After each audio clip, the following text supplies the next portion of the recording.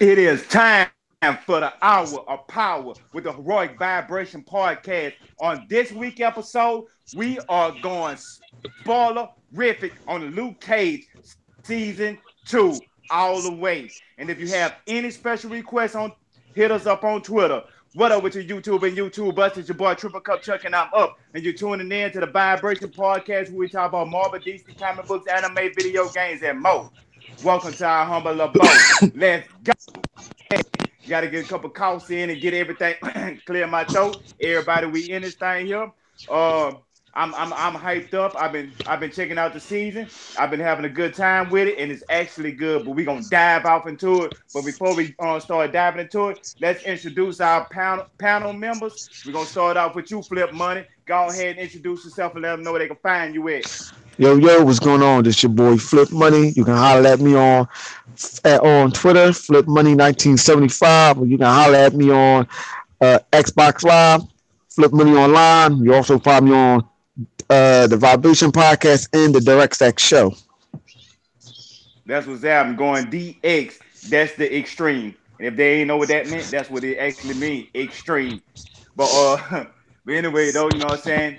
What's good with your Savage Carter, man? What's out? They let them know they can find you at. Man, y'all can find me at Savage Carter 225 on Twitter, or you can hit me up right here on the Heroic Podcast, or you can catch me on the Xbox at Savage Carter. Yeah, well, they probably catch you on the Xbox playing Savage. You can either catch me on Monster Hunter trying to get my monster rank up, or other than that, I'm playing GTA. Oh my God, man! That game there, real talk. That game there is eternal. I don't care what nobody say. That's the first game that's eternal. Well, not the first game, because you know I still say Tetris is an eternal game. But GTA, yeah, that I've been seeing people, not just you, Flip, and not just you, Savage. I've been seeing actual like other people that's on my friends list back on GTA, and you know when you checking your friends list, seeing what they playing, it kind of motivates you to actually want to play that game. So I might start diving back into that GTA. So you know what I'm saying, everybody out there, you know what I'm saying, I'm not the Superman online. I played the story mode and kind of put it down. So anybody want to hop online and dive in there with me head first, or you want to get in here with these piranhas, you know what I'm saying, Flip and Savage Carter, we with it, you know what I'm saying? So what's happening with you, Flip? What you been up to? Hey man, you know, same thing like with Brother Carter said, man. GTA, man. I'm trying to tell you, I need a GTA rehab, man. I'm GTA bugging the fuck out on this game, man. I'm telling you, man. I can't wait for the new. I'm quite sure. I know Carter can't wait for it either. I'm waiting for the new GTA business. Yeah, trying to get that nightclub. Yes, sir. I'm trying to, y'all, man, start making it rain on them animated chicks. Yeah, other than that, I've been playing State of Decay. Oh, that's what's up. That's what's up.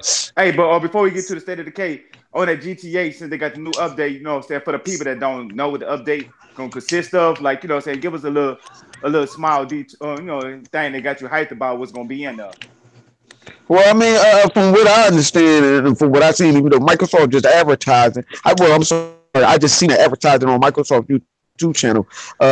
You're gonna have your own nightclub or whatever. So it's probably just like how you have everything else within the game. You got your nightclub, and you're gonna have that nightclub is gonna be your little business or whatever. So I mean, they ain't get real deep into it, but it's gonna have things like that or whatever.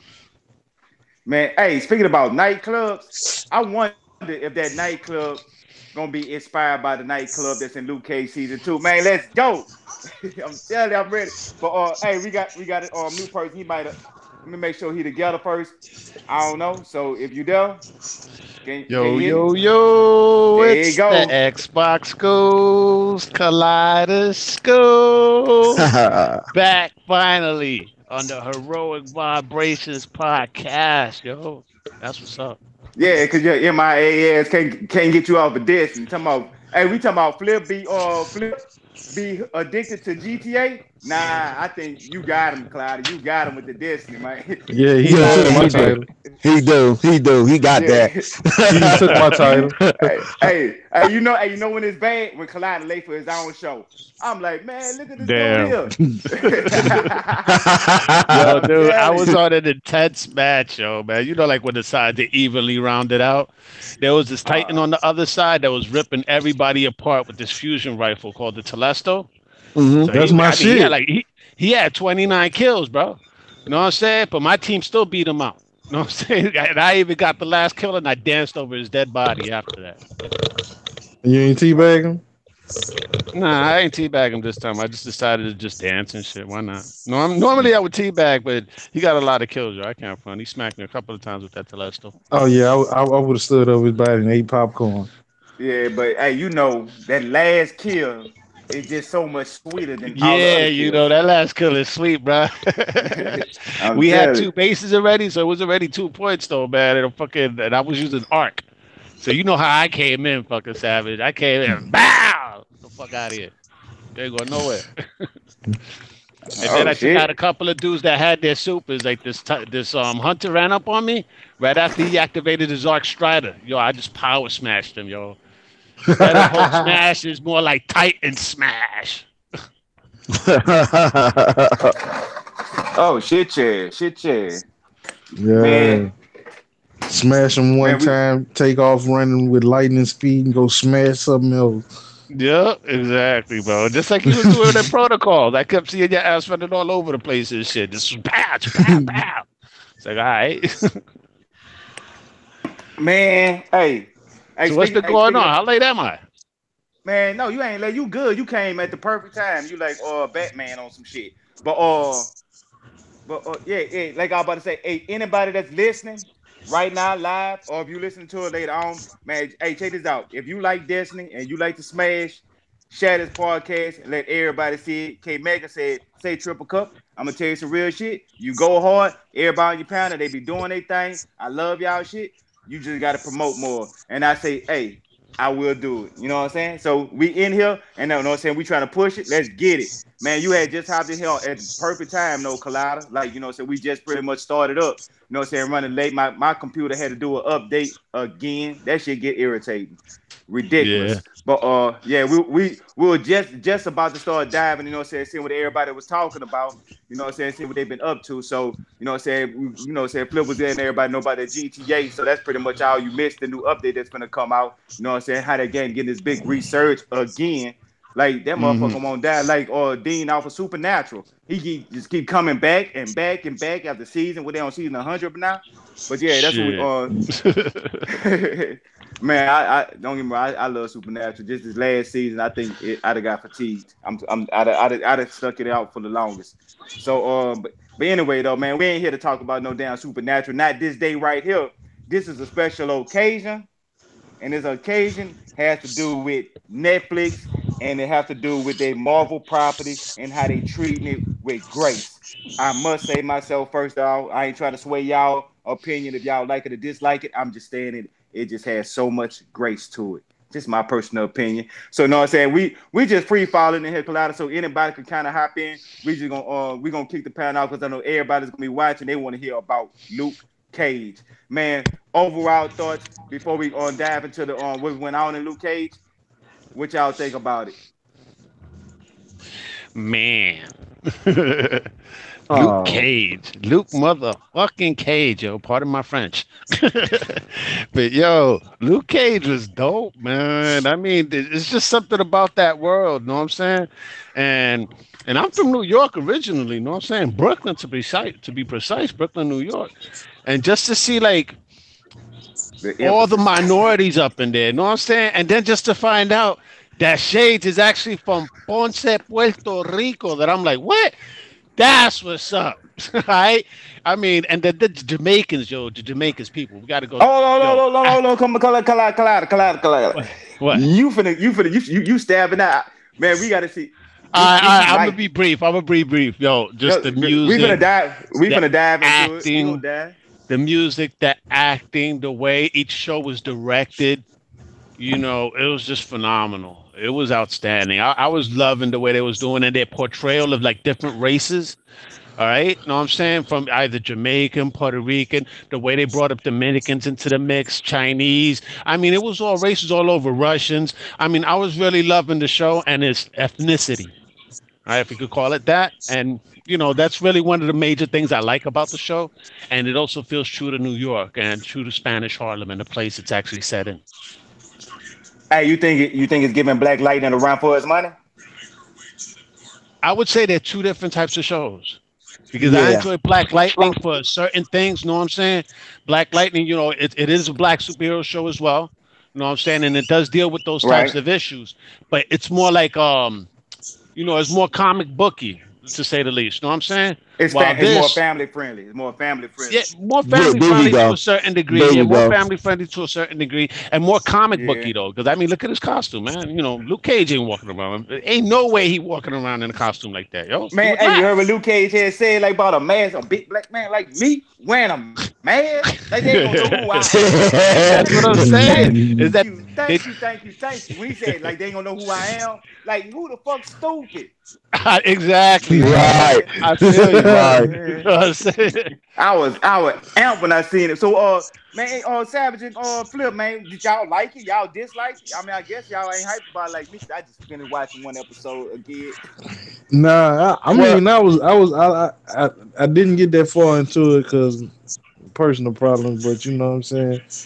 But what I saw, I was loving, especially Bushmaster. Yeah. Oh, hey, do you think Bushmaster gonna give Killmonger a run for his money? Oh, so you bringing Killmonger into this shit? No. I'm just actually sad with that because he ain't got that far into the season yet. So I know. That's good though. It's a good question. Really, I can't front. I mean, yeah, because we gonna die. Because I know you'd have seen it, and Flip, we always we up there, so we see Bushmaster, so we know it is. He ain't no Chris Rock. He is not Chris Rock. I went there looking like, man, look at old Chris Rock, fake Jamaican looking, and then I was like, man, this dude, he a gangster. Like I went from like, man, he cold. He cold. I don't think he. How far did y'all get in? How far did y'all get in? What episode, John? Right. Like season, like episode, probably like what is it? Episode 9. It gotta be like somewhere episode 9 or something. I'm on 4. You're on 4, and how about you, Chuck? Man, I'm on episode 10. I think Savage. Savage. Did you see the punch? I just want to know. Did you see the punch? I'm talking about the one that was fast, so fast like lightning. They had to replay that bitch. Did you see that punch? No.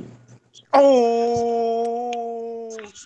Hey. I don't think that ain't come up yet with the punch or whatever. Yeah, that ain't come out yet. Oh. He's on like episode 3, so that ain't. It's on 4. I mean, I done watch 1 through 3. 4 is the next. Like I gotta watch 4. All right. Yeah. So you on 4 right now? All right, cool. So. All right. Well, before we go any further, Bushmaster's dope though, man. I would say he stands up there, man. He stands up there. Hey, because of his motivations and everything. The season has some twists, bro. That's all I'm gonna say. You know what I'm saying? It's like it's actually really good. Bushmaster is a worthy villain. That this girl, dang, Alfre Woodard, her character, Black Mariah, dude, I can't stand that bitch as that Black Mariah, yo. I've loved Alfre Woodard and whatever more, but I can't stand ass as Black Mariah though. But that just goes to, as a matter of fact, it's a testament to her acting abilities that she made me hate her ass. You know what I'm saying? A likable person, she made me hate her. I was like, kudos to Alfre Woodard for making me hate her ass and shit. I mean, it's like this season, the villain is more. To me, the villain seems a little more deep. It's a little more diverse. Even for her as playing as Mariah or whatever, you can tell like the shit that she doing, whatever. Even when. Spoiler alert. I mean, if you already see last season, I mean, when she killed her own cousin, y'all. I mean, what did that tell you, man? When she broke down and actually and told her daughter, why she the way that she is, and I'm saying to myself, like, ain't this about some shit? And your dad ain't no kill me. And her daughter laid around it and said she lost her after what her mama told her, what her aunt, man, about her uncle. Man, And her I'd be daughter ready to fine as dig. hell I'd be too, ready man. to dig his ass up and Yeah, she kill fine him as again fuck. or some shit. Oh hell yeah! Hey, y'all can hear me? Y'all can hear Yeah, me? we hear Yep, you. we heard you. We Yeah, we heard hear you, you. bro. Go ahead. Oh my bad. No, because I seen my what you call it had my balls had dropped. You know when the balls drop, I'm like, hold up, is it I'm choppy anything? You know, but yeah, man, damn. But think about it though. If your mama would have came to you and told you that shit right there, right? Man, I would have been in tears crying too, but I feel my mama pain. I will understand. I think I truly understand. And I'll be right there with her, like you know what I'm saying, you know, because that's some hurt ass shit. I don't know if y'all want to go into deep spoilers on but they said that shit on season 1 though, didn't it? What? About with her uncle and stuff. Yeah. Yeah. Okay, well, okay, Yep. yeah. They Yeah. Well, brought yeah, that about up in how her season uncle. one, and they kept on touching upon it during this season, which is a good Right, thing. Right. I love the close ties it has between this season and season one. Because you know right. how That some shows that she shows really got they start scarred. off with the Yeah, second season and they never touch upon anything that happened in the previous season. You know Right. what I'm saying? But this like That's a good alludes to a lot storytelling. of stuff. Exactly. It's a real deep storytelling. It alludes to a lot of stuff that happened in the previous season, like you brought up earlier about her uncle. You know what I'm saying? The minute you saw that, you was like, "Yeah, that's right. This motherfucker did fuck me. Oh, that's right, man, shady motherfucker." Yeah. But right. yeah, Yeah. it's a lot of things that they touch upon. Now, what I want to point out though, the cameos. I love the cameos, yo, man. From Colleen Wing when she was training Misty, when Misty Oh ain't have yeah. the Oh yeah. arm. Oh yeah. Oh yeah. You know Oh what I'm yeah. I saying? love it. I was Hey, feeling that, yo. They could give me a series with both them girls and shit, and I'm good. Give me Daughters well, of you the what? Dragon. Oh Well, man, you I'm know I'm, what? I'm diving with you.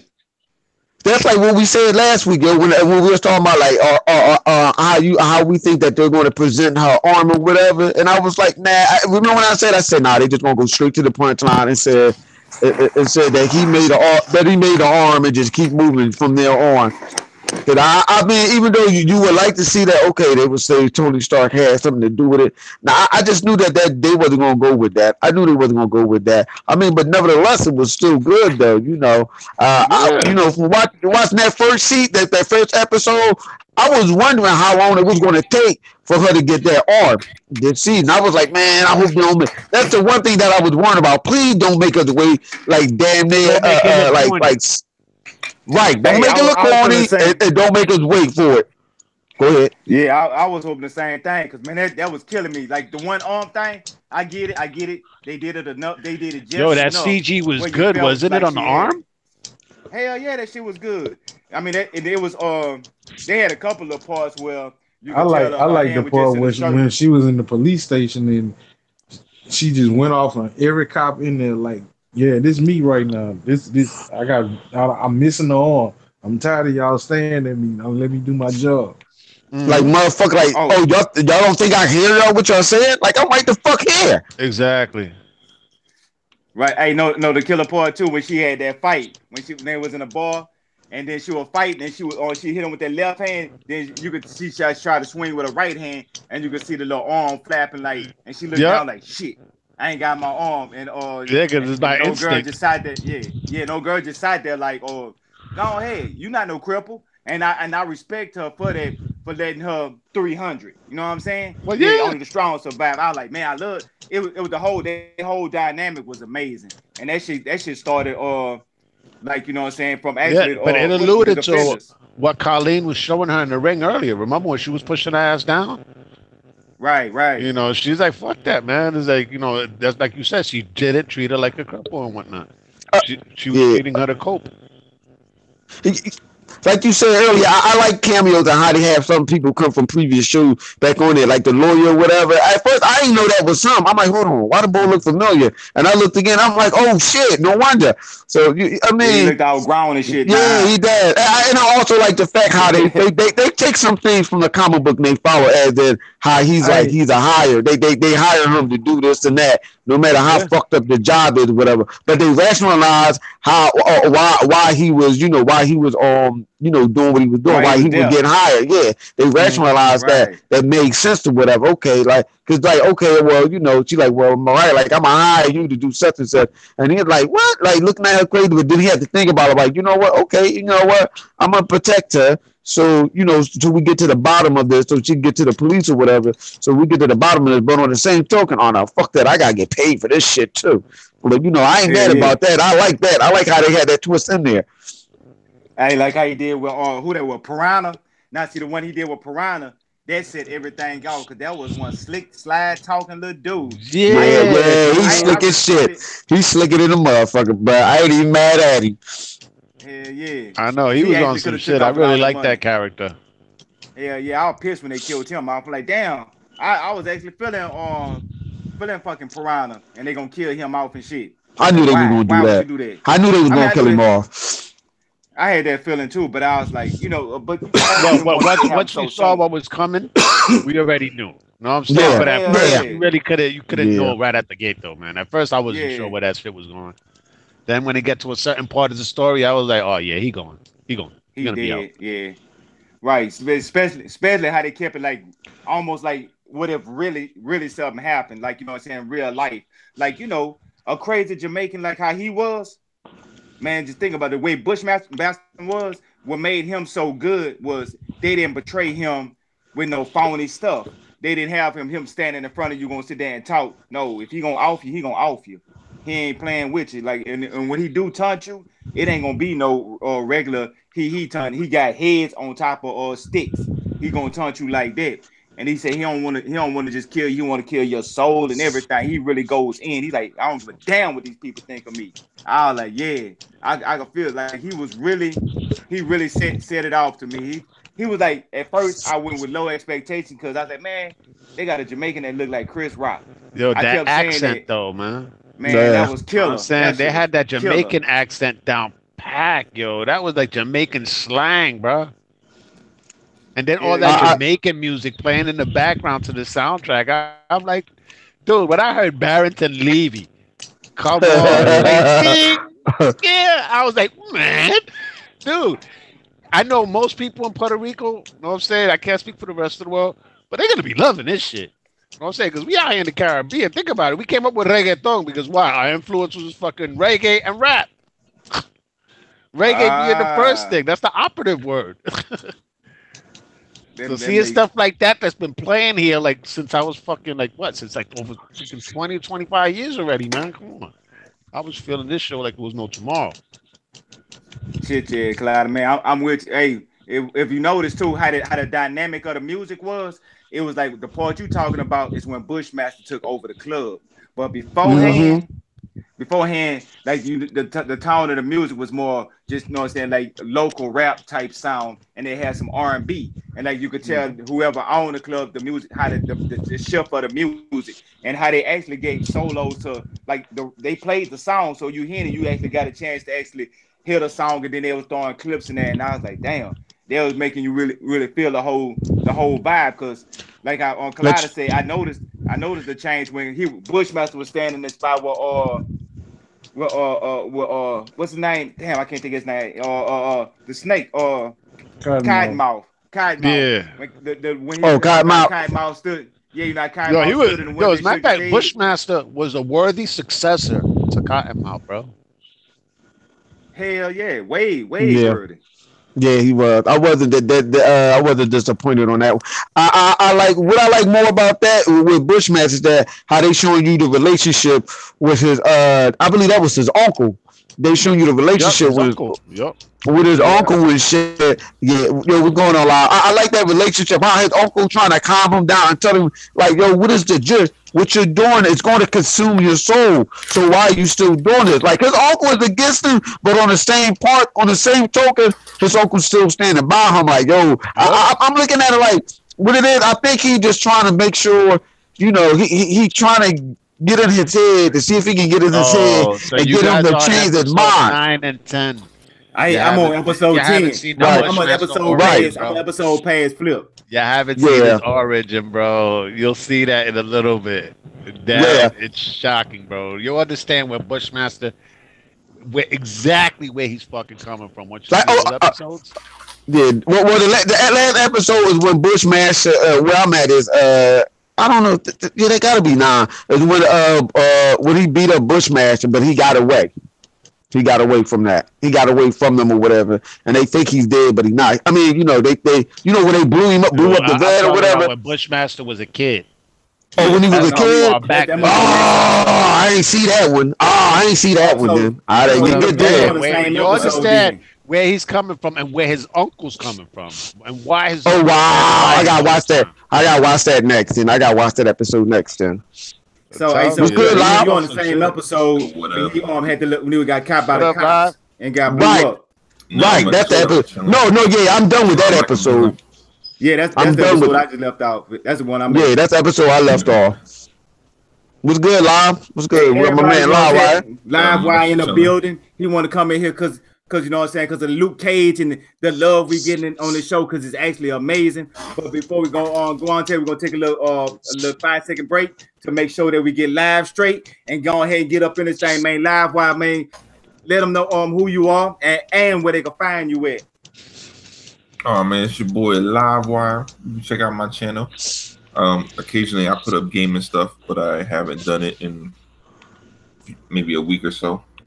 I'm gonna try to get something up there, man. I know I've been saying that, but man, listen, man, like the work be having me. I mean, busy. This shit is hard. When you good at your job, you know, motherfuckers just be trying to get you to do more work. So it's like, yeah, this is what it is. Oh wait, what we talking about as far as like how far y'all get into the convo? Well, how many episodes did you see? I saw the whole thing.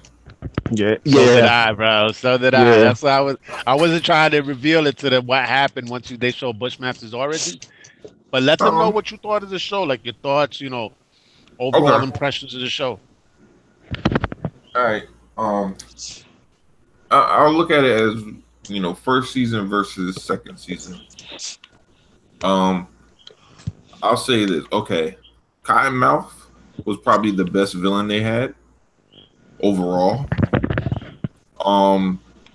But the two villains that they have in season 2 have a better balance than they did in season 1. Like once Cottonmouth dropped off and you just have Mariah and Diamondback, it kind of like, you know, fluttered a little bit. Because even though Diamondback was crazy as fuck, that motherfucker was just like he wasn't that interesting as a villain. He was just crazy, you know. So you're like, he would just do wild shit. Now, even though as crazy as the shit that they did in the first season, they go way past that in the second season. I'm like, God damn, this is on some Daredevil type shit of like fucking just gruesome, like heads on evil. pikes. Yeah, like damn, exactly. Yeah, like so the stakes are a little bit higher. Luke Cage fights a little bit better. Yep. But the thing with Luke Cage is, I say as far as his fighting, he's never really gone up against a foe that he really doesn't pull punches on. Because even with Bushmaster, he's still Luke Cage. He's not trying to kill people. You know what I mean? So he's you saying something he ain't gonna never do though? Huh? Well, we don't know. I'm not saying. I don't know what he's gonna do moving forward. I mean, like, what about what he did to Cockroach then? He wasn't really holding back then. Wait, I'm trying to remember who's Cockroach. The black dude that was trying to be the entrepreneur. Cockroach, the one that used to beat the crap out of his woman. Yeah. Yeah. But even with that, it was excessive. But he, like, come on, man. If he wanted to kill him, he could have just hit him one time. Yeah. He wasn't trying to kill him. He was trying to. He just gave him a massive beat down, bro. Yeah. It was more like. You know what? I think it came close to that until he looked at the chick and her son. It's like it snapped and said like, "Yo, with one punch, yo." If he wanted. Yeah, I mean, no, also like, he was frustrated and angry, but he was still pulling punches. Because the difference is, if he really come on, man, if he really wanted to kill Cockroach, he'd have just knocked his head like clean off, like on some real shit. Yep. But he didn't. It was more like I'm not. It's almost like think about it. If you mad at He was somebody, teaching right? them a lesson. It's more like See how making it them feels. suffer. It's not. It's about making them suffer versus like just straight ending them. Like That's why this girl got pissed off, Claire Temple. Exactly because of what you just said. yeah, because it wasn't about stopping him. It was about punishing him. You know, like if somebody think of it like somebody did something to your family member. Most people ain't thinking, "Oh, I'm gonna just end them." They thinking, "I'm a catch them, have them in some basement somewhere, smashing all the bones in their feet, like some crazy junk like that." You see some what I'm Punisher saying? shit. Frank Castle. Right, yeah, right. Exactly. Yeah, so it'll be some different. So that's where he was going. He was going on that castle side more so. Well, it was something different, all right. Yeah, That motherfucker was hurt. He was hurt. I'm like, damn. But I thought he was gonna He was kill him. wilding I'm at like, that point yo. in the series. At that point in the series, he was that wilding whole out. scene. I was like, yo, you gonna break up all the furniture in the house, though? All of it? You ain't gonna leave no tables, no chairs? Nah, man, he threw that man around like a fucking rag doll, yo. I mean, that, goddamn. That boy ain't have a chance. Even him just holding, restraining himself not to kill him, he still could have killed him. Because he was throwing him around like a rag doll. I'm like, I'm surprised he was still alive.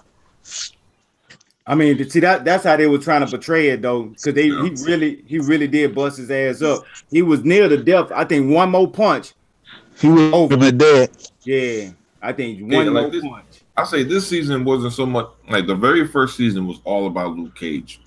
You didn't really get too much character development with Cottonmouth.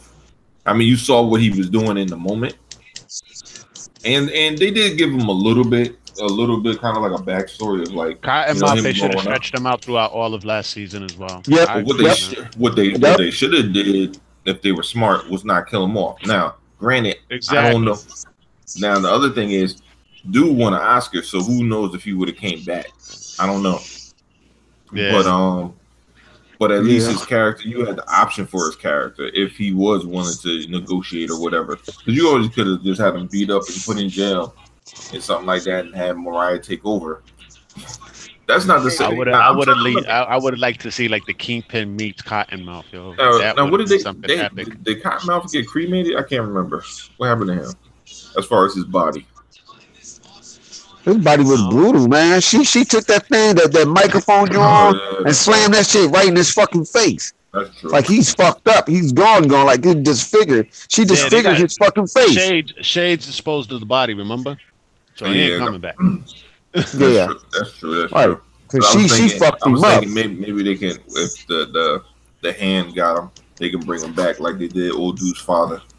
But nah, Shades took care of the job, bro. Yeah, but I would say Bushmaster is probably. Yeah, you know what? I like the whole the Brooklyn and the Jamaicans in Brooklyn aspect. That shit was cool to me. Like he was like, and he was super focused.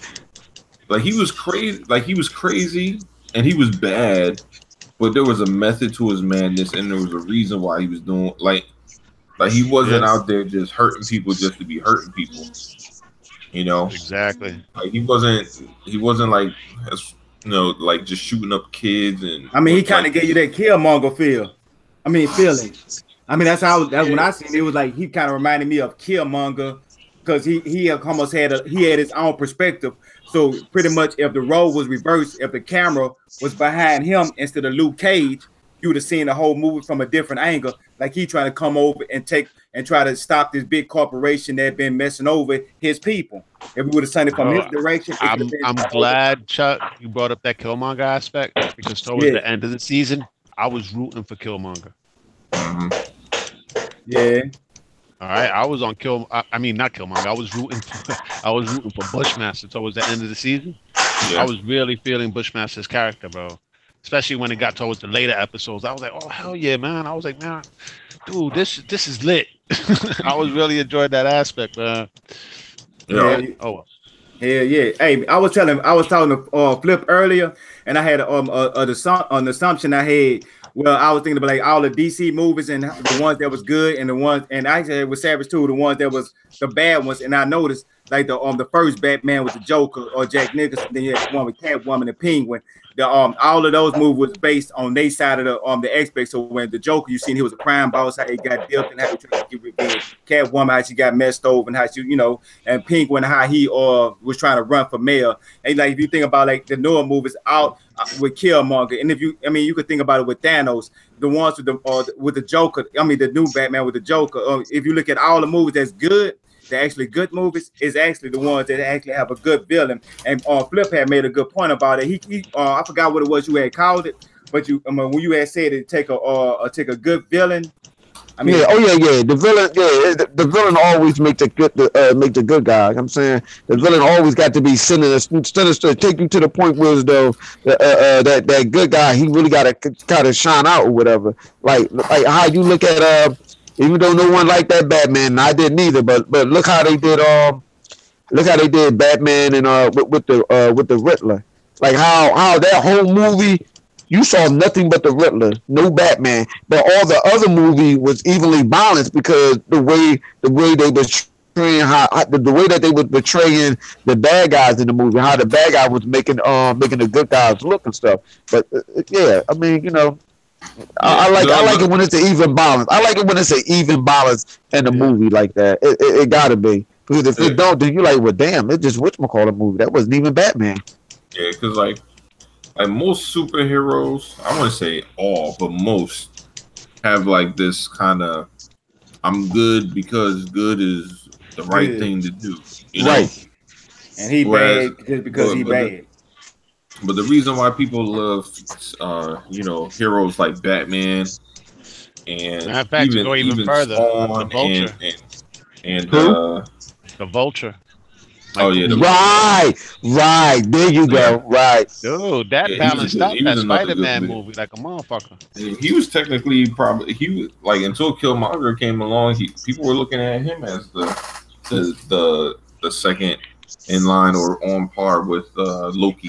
Yep, exactly. Until Killmonger came along. Yep. Right. I know some people say Thanos, but I'm like, it's different with Thanos. Thanos is more powerful. He's not as interesting. To me, Thanos is he's like a one-track mind type dude. Not to say that I understand that he's like my planet, but it's more like it's calculated. He's like, he's more population control. This is what it was. So I was like, I'm gonna change this, and scientifically it should work. And then, magic, cool. He's not wrong though. Yeah, it's called population control. They got people that actually think like that in real life. Yeah, right. Yeah, but he's very stoic about it. Like all the way up until he deals with Gamora, he's just like, well, it is what it is. I'm like, damn. Hey, I want to ask this here before we go too far. Say Savage Carter. I know this episode is spoilerific. You know this, but I want to hear your perspective at where you at so far and what you think of it, because I know we all have seen to the spot that you left off at. So let's just kind of like dive into this area right quick and go ahead and hit the beginning part up. So where you at so far, Savage? And what you mean where I'm at so far? On everything you've seen so far on Luke Cage. How you feel about it? I mean, like I said, I only watched up until episode 3, so I'm still trying to. What I seen, I'm good. It's straight. I haven't seen the actual plot yet. So. All right. Hey, so you saying? I'm about to call him Killmonger. So you seen Bushmaster, and you got to the part where he pretty much introduced himself yet to Luke Cage. I'm trying to find out exactly what about you at, because I got everything, but to me, I watched them all watching them back to back, because when you watch one, then you just watch another one, then you watch another one, because they run into each other. You forget which episode it was. Right? Yeah. Yeah, that's the part that got me. But the whole story is actually a continuing story. So it don't really. The episodes are just like break time. That's all that is. Because I love the world building that they did in this season. Didn't they mention the Hulk or something in there? Yeah, they did mention the Hulk. But they also alluded to Heroes for Hire several times throughout the season. Yeah, they did. Right. Yep. Right. All right, then I They was. mentioned the Hawk one last season, didn't they? Not like They this what? though. And nice cameo. Yeah, not like I this. could have sworn they. I could have sworn they The minute mentioned they it went last with like season. with this dude, what was it? Piranha. No, I'm saying I'ma hire you. He's like, then he's talking Right. to Foggy right I now. wanna He's double like, my tell him money. 150K. He's like, dang, man. He's like, I need you to negotiate for me. Yeah. You know what? I like when they do this. I like when Marvel do it, and DC does this too. I like when they still mention that there's other characters out there. There's other superheroes and other villains that's out there. I like when they throw it out there in their conversation. I don't know how many people catch on to it though, but I like when they do that though. And I'm like, what the? Oh, okay, I like that. I like how they do it in there. Right. I ain't gonna Like, lie. good My, to the my heart. think about it. my favorite How many cameo times- from my favorite cameo from Luke Cage was Method Man. Oh, it's about season On one. the first season one. Yeah. Yeah. Hey, matter of fact, he was talking to Piranha. He told Piranha he had like, yeah, man, that's Ghostface. I know Method Man too. I was like, okay, yeah. Yeah. They alluded to that too. Yeah, And hey, then he Ghostface put a actually smile on his featured- face. Like, saying he wasn't acting when he put a smile on his face, like, yeah, I met Luke. Saying like Luke Cage was saying, yeah, I met the man. Like, saying he was happy because, saying in real life, he probably a fan of Met the Man. So, something like that probably was one of his dreams or some shit in real life. You know what else I like though that they did? I mean, he ain't no big superhero or anything, but I like the fact that he had a picture taken with Obama. I'm like, hold on, what the fuck? I had to look like, hold up. But I was like, when he was showing the pictures and stuff in his office and stuff, and all the little trinkets and stuff that he had when Luke Cage was was fighting and stuff like that. You see the picture with him with Obama? Was it a picture or it was in a magazine or something like that? No, it was a that they picture. showed. He had one with Obama. He had one with everybody. Yeah, and I'm like, hold on, Like, hush. he's something serious. Yeah, with Yeah, that man, wicked yeah, he smile, did. though, man, with that wicked smile too. He had the one with what's his name with He kind of Clinton. looked like a piranha too when he was doing that smile. That's what I'm saying. Yeah, That one wicked Prince, ass too. smile, bro. Man, yeah, that was crazy the way he smiled. Then the way he talked, he had that little slick talk to him, like, yeah, piranha, this piranha, check me out, piranha. Why they call you piranha? He said, because I could creep up on him and come in and just got, saying the way he was just placing his words. I like, yeah, He a slick motherfucker, yo. He a slick ass motherfucker, yo. right. They got the right person for the right role. Then when the money he paid Luke Cage when he made a clown out of Luke Cage. And then he acted like, look, nigga, you my bitch. I like, damn, they ain't holding nothing back. Yeah. I mean, because You want to get paid, don't you? You're like, you want to get paid, don't you? Shit. Yeah. I'm like, man. Why he came right at his neck. He like, oh man. And they That's when he had to wear that sweater. She was like, he was like, oh no, I'm not doing this. No. He said, he figured you was gonna say that. It's all part of the deal. He was like, fuck. You want to get paid? Yeah, it's all part of the deal. Then he must have been full of that coke when he was like, man, who want to shoot Luke Cage? Luke Cage, oh, hold on, man, I ain't do all this here. Yo, he Man, was mad jittery. Yeah, he was. He was ready to go to He the was next looking at him level. like, yo, what's up with this dude? He all over the place. No. The funny thing about it in the club is, the funny thing about it is when them dude was fucking with Luke Cage, and they hit him in shit, and he gripped him up, and he put him down the board, and after he put the board down the road, he's like, yo, did you get it? You see how you choked me? I'm like, yo, what are you fucking saying? My wife was laughing and shit. She was like, yo, he a dickhead. I'm like, I know. Yo, the boy like, yeah, I got it. Yeah, he got me. Yeah, he choked me up. I'm like, yo, these motherfuckers So are you get stupid. I was enjoying the world building though. Just to touch on that again, just think about it. Danny Rand was mentioned a few times before we even saw him. We saw him towards the later episodes and whatnot, and he actually came out. You know what I'm saying, to talk to Luke on behalf of Claire. Basically alluding to what happened at the beginning of the season. That I was like, you know what? That's a deep ass, multi-layered storytelling, bro. Yeah, You know what I'm saying? 'Cause like, they're using all these characters that they've already developed relationships with them in the Defenders, right? Because that's what the Defenders did. They developed the relationships with all these characters, just like with Luke Cage and Foggy Nelson. Luke met Foggy in the Defenders. You know what I'm saying? And that's when they built up that little friendship right there. And then, to see Foggy in this season as well. And I was like, you know what? That's what's up, man. you remember That's one of my highlights from the season. You remember they had that argument when he was telling her about You think he's special because you keep meeting all these people with special powers, and when she was telling him he was acting more like Matt. Yep. Oh, when she was talking to Claire and he was like, how come you keep running to special power people? And then she was talking about how he act more like Matt than he realized it. And and then when she said that, I looked at him and I was like, you know what? He is doing some instead of getting busted up and beat up and just keep pushing along, keep chugging, still going until somebody killed him. And that's what she was trying to tell him, but he won't listen. But boy, he got mad at old boy from beating on his wife. Man, Luke Cage, if he ever let that temper go, man, it's a wrap. Yeah, exactly. Ain't no second chance with that. So that was cool how they alluded to that too. They were saying like, okay, he's just a man, but at the same time, he got to be a greater man because of. I really don't want to use the Spider-Man pun. So y'all know the words in between. Hey man, if he loses it, he becomes the great Punisher, power, and he's gonna be great responsibility. There it is. Yeah, I'm sorry, it got to be said. I mean, that's how it is. Hey. I mean, I do also like how they did a cameo with the little flashback, even though they did it with the first scene where he had on the original outfit from the comic book and shit. And you're like, man, I ain't wearing that shit. I like that though, man. I mean, I don't want to see him wear it, but I'm just there. At least they did a little like, oh yeah, this what it used to look like. That's a wink. You know what I'm saying? Like Easter egg for us, the hardcore. You know what I'm saying? Those little things right there is them showing their appreciation for us. So right. Like you said, everybody on the panel. It would have worked in the 70s. It ain't working in the 2K era. Nah, bro. Nah. It wouldn't. Hey, you know who worked their ass off on there? Man, y'all tell me this here.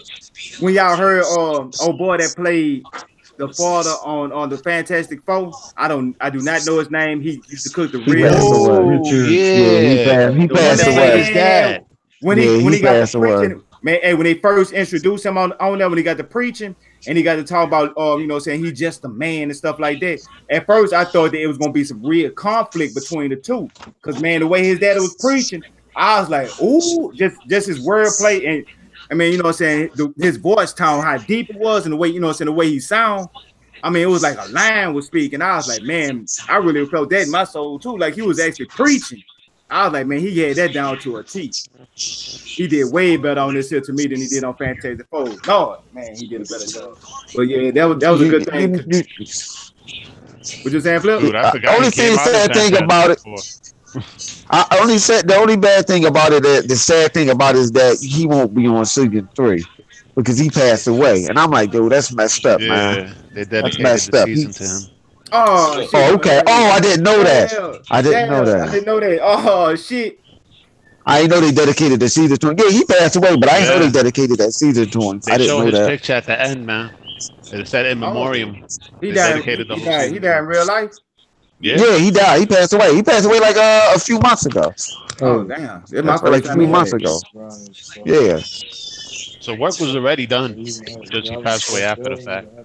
Right. But he did a fantastic job for. If this was his last role he ever played, he did a fantastic. I don't know. Man, you don't like the other part. I ain't like when he was crying.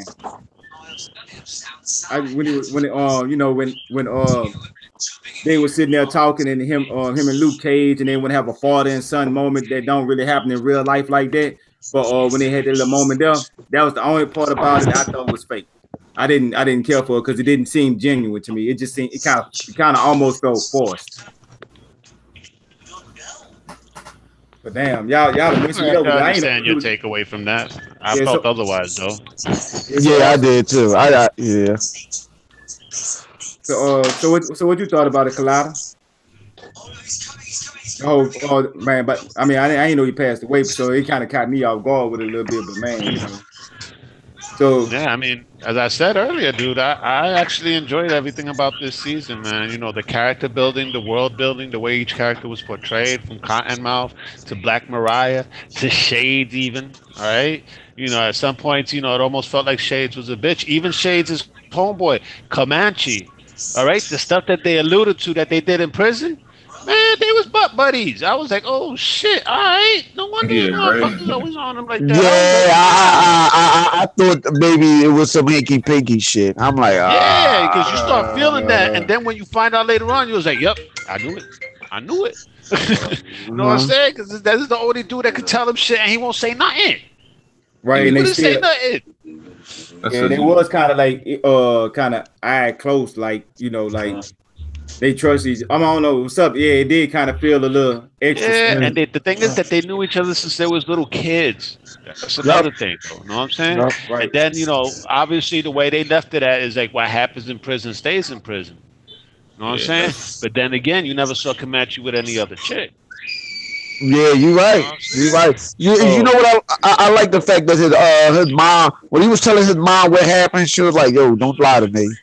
Don't you lie to me." It's like you make a bad, like she knew he was lying about what happened to her son. I'm like, then I'm sitting there thinking like, damn, yeah, these motherfuckers know each other for years and they was young boys. So I can see why she would know that he's lying. Right. And then just the way those events unfolded as well. It was like, it was kind of heartfelt. You know what I'm saying? Because they're like, damn, man, that's his boy. You know what I'm saying? It's like they tight like that. But damn. That's just the code of the streets, the way gangsta put it out back in the day and shit, man. You live by a certain code when you be running them streets, bro. You know what I'm saying? That, sometimes you gotta do things and whatnot, but it's business, just like the way Nino Brown put it, man. Yo, it's business, man. It ain't personal. Yeah, I know the killer part about it was when he said he was blind by love or blind by whatever like that, and he was like, yeah, you was right, but it wasn't. It was about him being a rat.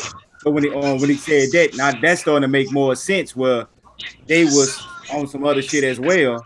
That's why he was blinded by him being a rat for so long. That's crazy.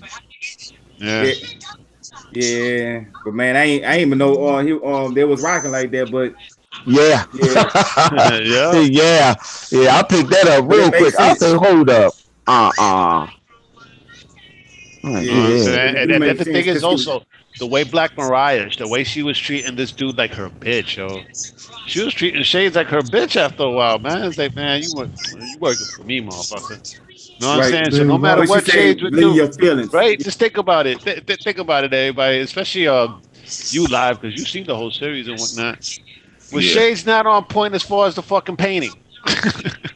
Yeah. Like, you could have sold that bitch and we would have had money and that's it, man. But nah, we had to do everything your fucking way. And look what the fuck. We spiraled down a fucking toilet bowl.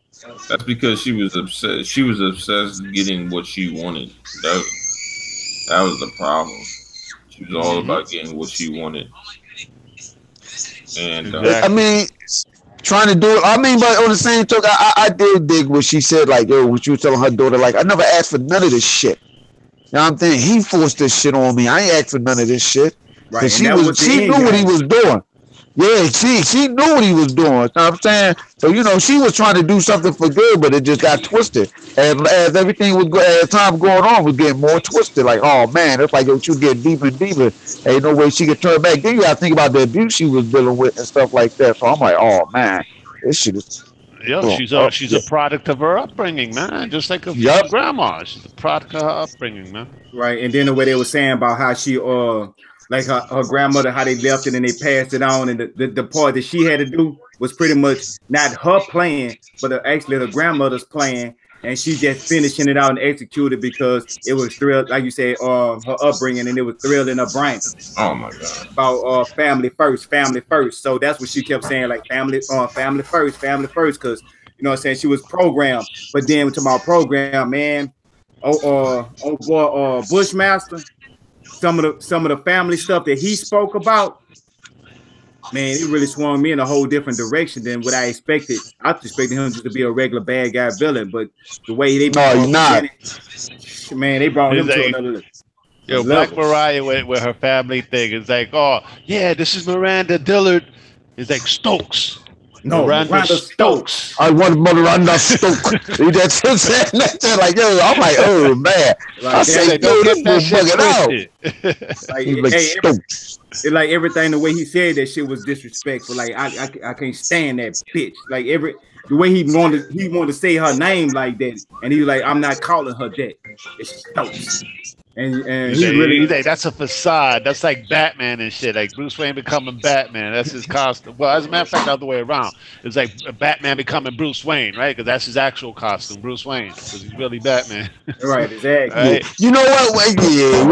I talked about that before. But you know, I like that shit. When he said that shit though, man. He's like, you like you're bulletproof, you're fireproof. I can't drown you, but shit, that motherfucker. Like I'm coming in there. Listen here, I'm giving you a chance. All I want is Miranda. That's all the fuck he wanted was her. That was it. Like I ain't gonna fuck about nobody else. I want her. The fucking daughter can live. Mm-hmm. Well, that motherfucker didn't give a shit. He's like, fuck that. Right. I'm giving you an option. Yeah, and it was a trip the way they portrayed her daughter. All right, because I didn't know that they had any type of relationship, so I think that was a deviation from the comic books. Yeah, they Her daughter was did. playing Nightshade. Yeah, her daughter was like, you know, with you know, like with infiltrating him and shit in the comic book and shit. You know what I'm saying? Like to set him up and shit. All right. Yeah, But that's a trip though, man, because she dressed differently in the comic books. I was like, man, there ain't no way in hell they're gonna give her that costume. Because in the end, she was the downfall. Well, that's a whole nother story with the comic books and shit. Because he kept coming back at different people and shit. Like he took over his son body, he took over his homie body, he turned into like some type of serpent. Yeah, he was like some type of serpent and shit. He kept coming back and stuff. So like in the comic book, like that motherfucker was hard as shit, hard to die. He was even with whatchamacallit squad. They better than the Suicide Squad. Like you be surprised in the comic books and stuff, man. I ain't let me see. I can't think of the guy's name. Fuck it, I can't think of his name. But it was somebody else that was in there that he that also helped him too. I can't think of the dude's name though. Oh no, the doctor that helped the doctor that had help that did the same thing to Luke Cage had did the same thing to him, and he had that power. But in the end, Luke Cage had stopped it, and it was deteriorating his body.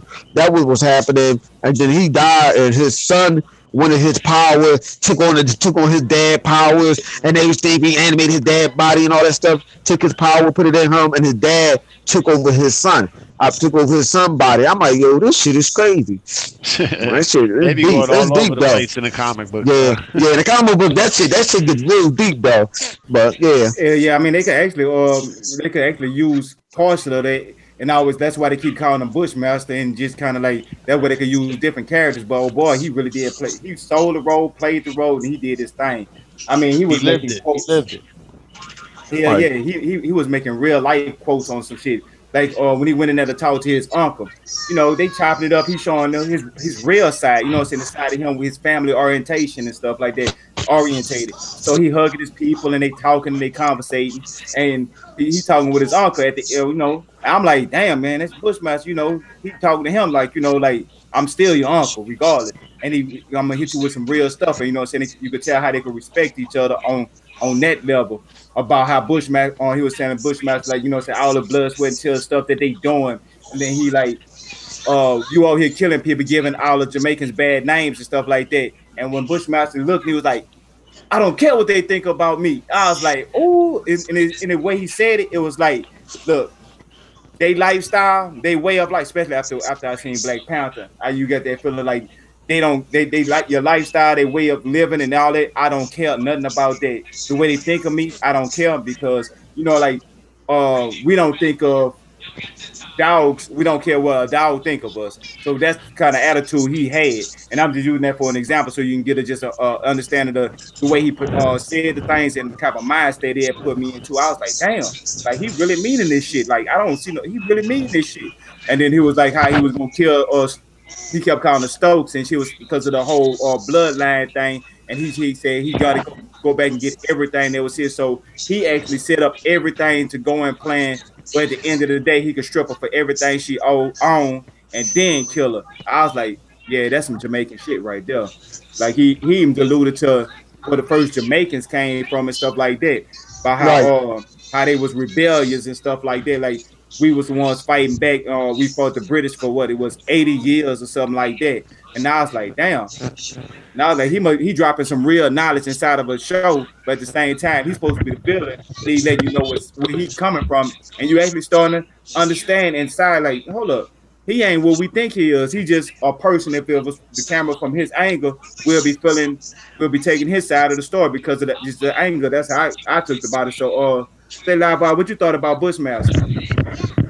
Man, I thought he was a dope villain. I felt that he had more than enough depth.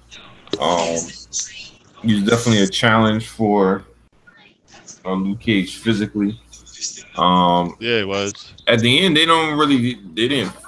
they explain how he gets his powers, but from what I saw, they didn't fully. They kind of hinted like, all right, this and this. Gave him kind of what man, how he got his powers. Man, they fully explained it. Yeah, you ain't see that like the stuff that he was doing. He got that from over there in Jamaica. That's why his uncle was telling him like, yo, you got to stop. This shit is poisoning your body. His uncle was telling that shit to him. Like when he was thinking that stuff, he was like, yo, you got to stop. That's why that's the connection that I like about with his uncle. He's like, yo, I love you. Like, what I'm saying is, the whole element with him as a child and okay. That with the vaccination coming into play. So that's they why kind of explained it. It was more or less like a Black Panther thing. You know how they consume that type of flower? Right. But that automatically gives them powers. This from what that voodoo lady said, right? I don't know if she was a voodoo lady, but she was like, this reveals to what they is. You know what I'm saying? Because they was saying, the uncle was saying that nightshade was actually some other type of thing. And she's like, no, nightshade is not what you think it is. You know what I'm saying? It's actually it's already there. Right. You're right. So if anything, he might have been a latent mutant. You know what I'm saying? They can't use the word mutant yet but they're still trying to do that box deal.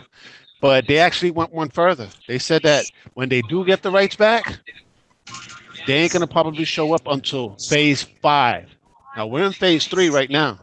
So that means the end of phase 4, which will be with Spider-Man Far From Home, then phase 4 starts. We're going to see how many movies that is, whether it's 10, 15, 20 movies more. Then the X-Men are going to pop up in the Fantastic Four, people. All right, but before they even pop up in phase 5, they're going to be sprinkling that mutant shit all over the fucking MCU before they even fucking hit the prime time. Right. They're gonna better. Right. So we're gonna be seeing mutants little by little. So I'm thinking that stuff with Bushmaster, he might have been a mutant. Or activate the reveal what his powers were. And Nightshade might have been probably just activate powers. Yep. Yeah. Or it might just be like his walking stick that's crippling him, where he think he needs that to get to exactly. Yeah. It's a mind thing, probably just a mind thing for him. But yeah, that was some stuff the way they did that. I was loving that, especially when they first revealed him. I said, hold up, man, he gonna be a good ass villain. And then I said, man, no, I didn't want to see him fight on the first 2 episodes. I was like, man, I don't want him to fight so soon. I want to give me a little build up. Just give me a little build up, not too much, just a little bit. You know what I'm saying? I wanted that little sprinkle. I wanted that sprinkle. Then all of a sudden, at the end of, I think it was episode 2 or 3. I can't remember because I watched them all straight ahead. So it was at the end of one episode. He was Luke Cage walking, his chest poked out. You know what I'm saying? He feeling like he's some Superman. You know how Luke Cage do. He got that swag like, yeah, he the shit. Bam! I was like, damn. That was I think that was episode 3. Okay, well, yeah, that was episode 3. And then on the beginning of the next episode, when they came in, the boy, he was, the bootleg man, dude that's always selling CDs and stuff like DK? That. Yeah. So he came, he was filming Luke Cage, like, yeah, Luke Cage walking like he a man that's determined, So he watching him, the dude walking by. Then all of a sudden they show Bushmaster just walking up fast, and then he took that swing at him. Boom, and they showed it from a different angle. I was like, damn. Then when Luke Cage was like, what the fuck?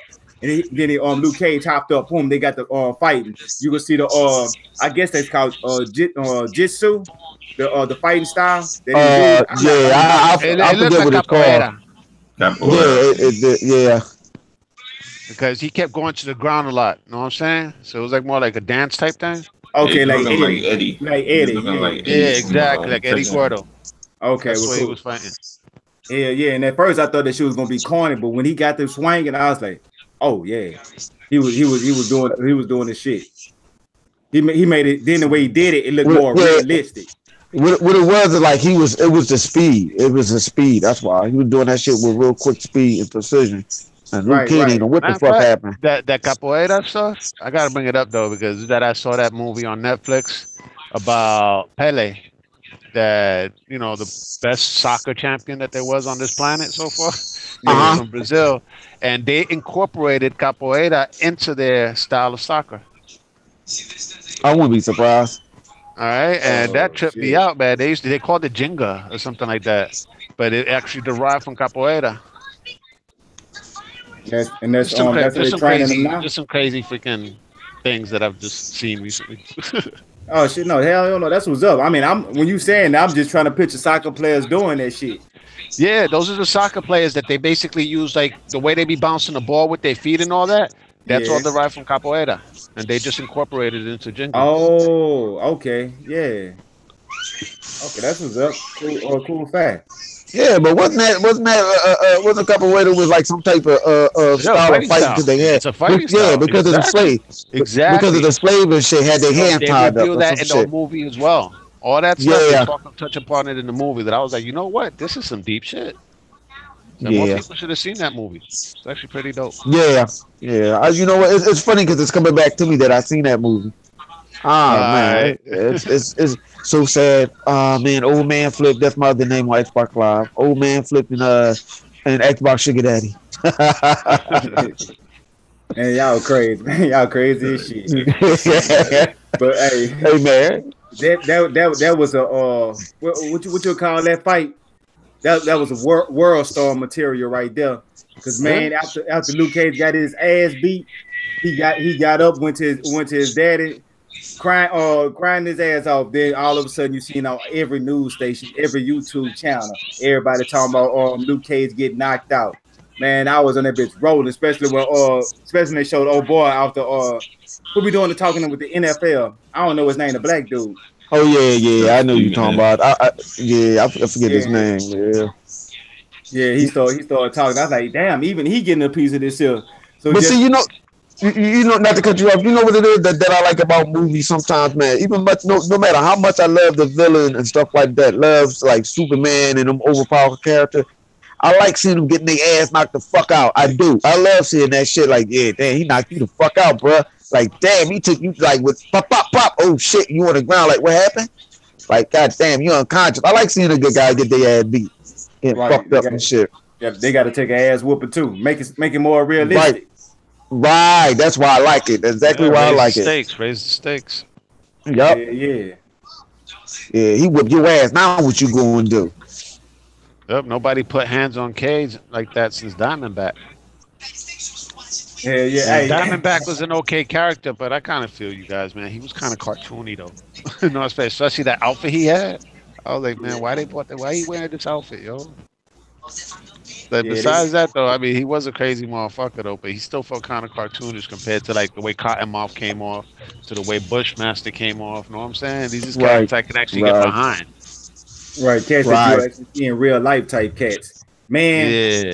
Speaking about real life type cats, man, you seen I don't know his name, but Uncle Slim that always be in the barbershop. Pops.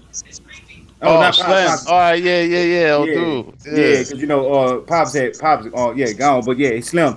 Man, when he came up in there, and he was like, "Man, look like you got your ass beat." He was like, "Yeah, man." He was like, he was fast." He said, "Man, you know them Jamaicans fast." Man, they just. He said, "No." He said,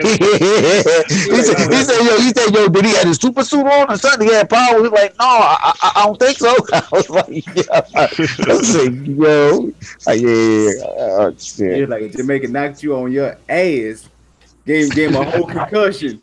Luke Cage didn't know what to do with that shit. Like, man, I don't know how that happened. That motherfucker had a concussion. What, he had a concussion for like 3 or 4 days or some shit like that? Like, a couple of days, bro. Sensitive light and everything. Claire pointed that out. Then they was making a couple Jamaican jokes, and then some of them was, I ain't gonna lie, they was kind of funny. He was like, man, it was. the Jamaican dudes, you know, the ones that you don't know they singing or talking, man. I was like, man, Hey, I was like, Yeah, you know what? You right. What did that chick say when he was crossing the street? He said, "Ha ha." What she say to him? She said some shit like she was making it like a Jamaican joke, funny at Luke Cage when he was crossing the street and shit. It was a chick that said something to him, and he just looked like ha ha. And I was like, yo, that's fucked up. I forgot what she said, but she was making a joke when he was crossing the street. Yeah, now you got me want to think about what what she had said to him. Oh yeah, they shit. But Bushmaster said some shit too. He said some fire ass shit. Then he was like he waking up with 2 women on his side and stuff like that. He hop up out the bed and it was actually was that necessary. It's like, yeah, man. 2 of them that it made me feel energized in the morning. I was like, man, this dude here is crazy. Like his words sounded authentic like a mug. Like it really sounded like you could actually feel this person here. I really got to give it to him. And he was and then like he was saying some stuff about when he was supposed to meet Luke Cage. He was like, yeah, we're about by the bridge, by the water on the sunrise. He said no. He said what time? Bushmaster like high noon. I like the westerns too. I was like, man, this dude is crazy. Oh yeah. Man, yo, I love that. I love this stuff about the ethnicity in this show because that's one of the reasons why I enjoyed this Pixar movie that I saw recently. Even though it's been out for a minute, Coco, that thing with the Mexican kid. You know what I'm saying? Right. Everybody tells me that it's really good. You know what I'm saying? But when I actually went to check it out on Netflix, I saw that they had the original Spanish dub that was in Mexican. So I know Spanish, so I'm like, you know what? I'm gonna watch this shit in fucking Spanish. You know what I'm saying? With Mexican slang, see how that turns out. Man, that shit was so on point, yo.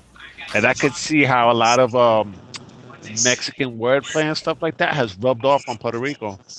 All right, because a lot of those terminologies I hear in Puerto Rico, but one of the biggest shows out here in Puerto Rico was actually El Chavo del Ocho. All right, which is Chespirito. I think they had him on Disney, a cartoon series of them. Forgot what they were called. But those characters are all Mexican. So all that stuff, you know, with kids here in Puerto Rico growing up with those same slang, that same terminology and whatnot, I could see definitely where a lot of the influences came from. It's a trip though, man. I just pointed that out. I like shows that are really ethnic. Go out for the people, yeah. To go that way, like how you just said, Colada. You know, what I'm saying it's good to see when they do that. When they put this, sometimes it be the details that make a big difference. And those little things right there is prime examples. I must say my damn self. But yeah, though, man. I don't know how it ended because me and Flip, I think I left off on episode 10 when they was talking about family first, and they was showing it had a strong arc throughout the whole season. It didn't feel like there was any lulls in between. You know what I'm saying? Like, oh yeah, we're going through some downtime. Like, you know, after Cottonmouth got axed last season, then it like slowed down for a minute. Then it started to pick up towards the end, you know, with the stuff with Diamondback. But it like petered out for a second. This one is just seemed consistent all the way through. You know what I'm saying? And then, as a matter of fact, it even seemed like it was escalating on certain episodes. It would just take the bar up just a little bit higher from the previous episode. So I was like, you know, I like that consistency throughout this season. Oh yeah, hell yeah, me too. So the best one is still the Punisher, though. I'm just saying. You know what? I still haven't seen that. Man, hold up, blast! I still haven't seen that. Man, what we got to do? Because Punisher's on Netflix, man. We got to get you in there. So what's good, Flip, man? You gotta flip some money, so man. You gotta watch this here. You gotta watch this here. The Punisher. Yo, Flip. You gonna flip on that? That shit. No, everybody told me that. Like my homies up there, like you, like motherfucker. What do you mean? Like yo, man, you need to get in there. Cause I always used to be the one that was like, all right, you see how the Punisher is or whatever. I always wanted to make a Batman game like that. Remember that first Punisher game came out back in the day? I'm like, dude, you see how he fucking people up and stuff like that? They're like, yeah, I say Batman should be like that. Yeah, no, it was on the console too. But I was like, dude, Batman should be like that. They had a Punisher game that when you did the fatality, the screen went black and white. This is well before Tomb Raider did it. Yeah. So yeah, because he was telling me, I always say like, yo man, like my homie was saying like, you need to watch that, because he brought up like, yo, you know how you always was talking about Batman should be like this, and that's how the Batman game should be. I mean, the Batman game was good now, just before that happened, because he always like, yo, because you know you like the fucking Punisher, you always into it. He was just telling me a couple of weeks ago, like, man, you better get to this and shit. I gotta go over his crib tomorrow, because he said his Cody is acting up or something. I like that shit probably just need to be updated or something. Yeah. Hey, you seen Daredevil season 2? No, I ain't seen season 2 of Daredevil. No. Oh man. No. I ain't seen season 2. I ain't seen season 2. I would not lie to you, good brother. I did not see season 2. I'm glad you said that. The Punisher. Watch Daredevil season 2 first. Yes, exactly. All right. And you get introduced to the Punisher. Right. All right. And he's in like the first 6 episodes, but dude, it was like episode 2 or 3. Dude, half the episode, the Punisher and Daredevil are talking to each other. Daredevil's chained to a freaking chimney or some shit. Yo, I could have watched the whole season with these motherfuckers. You know what? Don't tell me no more. Because somebody told me that. I heard that. Somebody was telling me that. I think it was my cousin. He was telling me that. He's like, yo, you guys see what happened to him. Like, how the bull got chained up. I was like, I want to hear. Everybody was getting on that. It's just the wordplay and their points of views on what being a hero is. Right. That's what was so mind blowing about that episode. Now, I must admit, the one that I couldn't stay down. The one that I watched and I was kind of disappointed in, like, because I ain't like the way they portray him, was Iron Fist. I was like, man, it was kind of rough for me to get through that shit. I said, nah, man, I wasn't feeling how they would portray him. So I'm like, nah, I couldn't really get into it. I feel you. I still enjoyed Iron Fist like a motherfucker. I started rewatching it recently. I'm on the last 2 episodes now. Now when they put them all by itself. Yeah, when they put it all together, all of them together, I said, all right, man. Yeah, just leave that alone. When you see Daredevil season 2, that's gonna be mind blowing. Punisher's legit. Elektra's legit too. I think they got the perfect character to play Elektra. I thought that was on point. Yeah. I thought that they actually rushed her. Elektra's actually good. Yeah, because I think you the same. Because you know what? If I seen that movie Elektra, I was like, oh my god, what will they think? I mean, somebody was telling me that too. They said it's pretty good. It's like, yo, just get the movie out. Just get like how you see Ben Affleck and Daredevil. Just get that out your head. He said, get it out your head just like that. He said, you gotta get that out your head. Act like they don't even exist. Hey, after you finish watching it, it won't exist no more. You haven't got to act no more. So, man, hey, live, tell me you ain't in the same boat with Flip. Tell me you just seen the Daredevil season 2, because we can't be having. I've seen everything. I'm about to say, man, you can't have. Man, you could have lied live. You could have lied, dog. You could have lied, bro. You could have lied and said it off the air like y'all seen it. I'm just fucking around. You could have lied.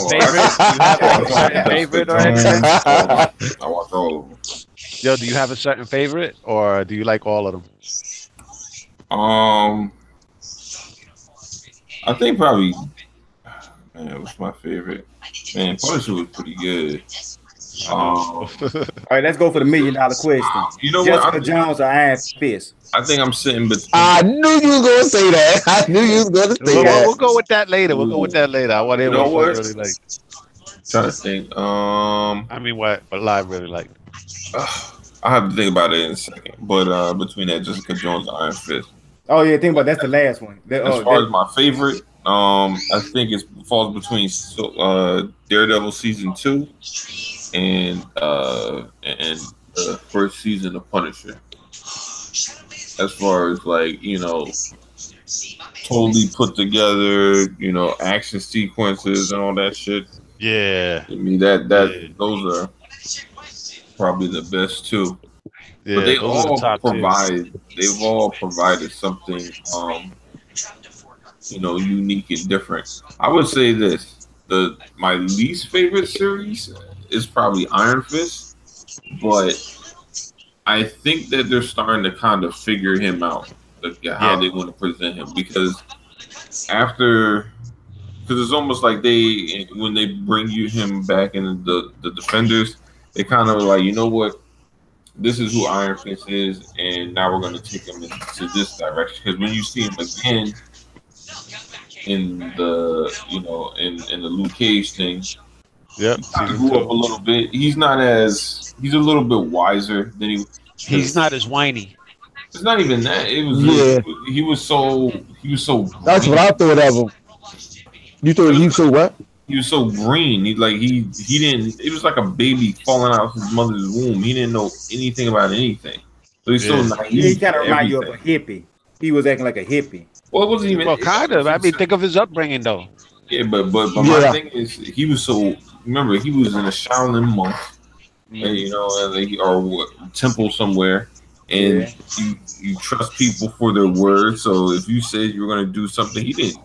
The concept of lying, he understands it, but he wasn't able to detect it. He was just very like, he was naive.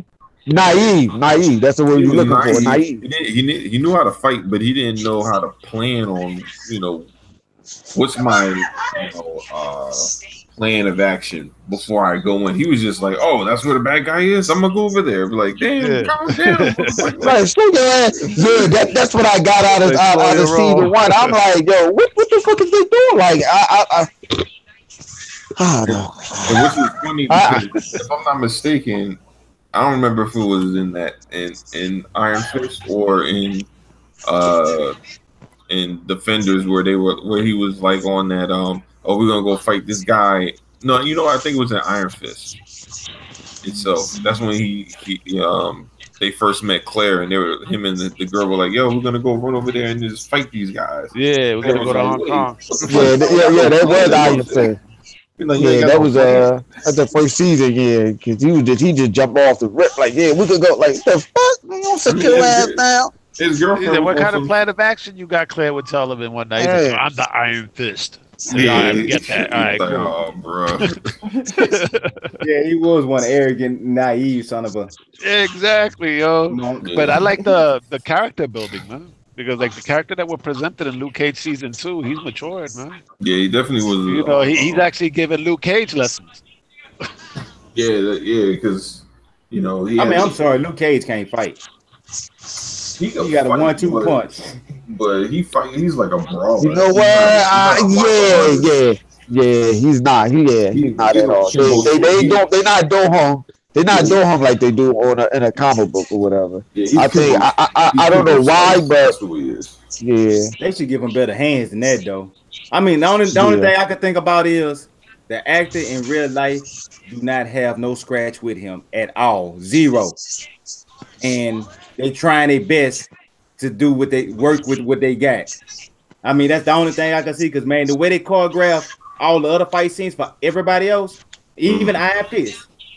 Because what's her name? I don't want to just call it Colleen Wing. Colleen Wing. The way she got in that cage and was fighting, man, you can't tell me she wasn't destroying something in there. I mean, Daredevil season 1. Let's just admit, 50% of that show was a fight scene.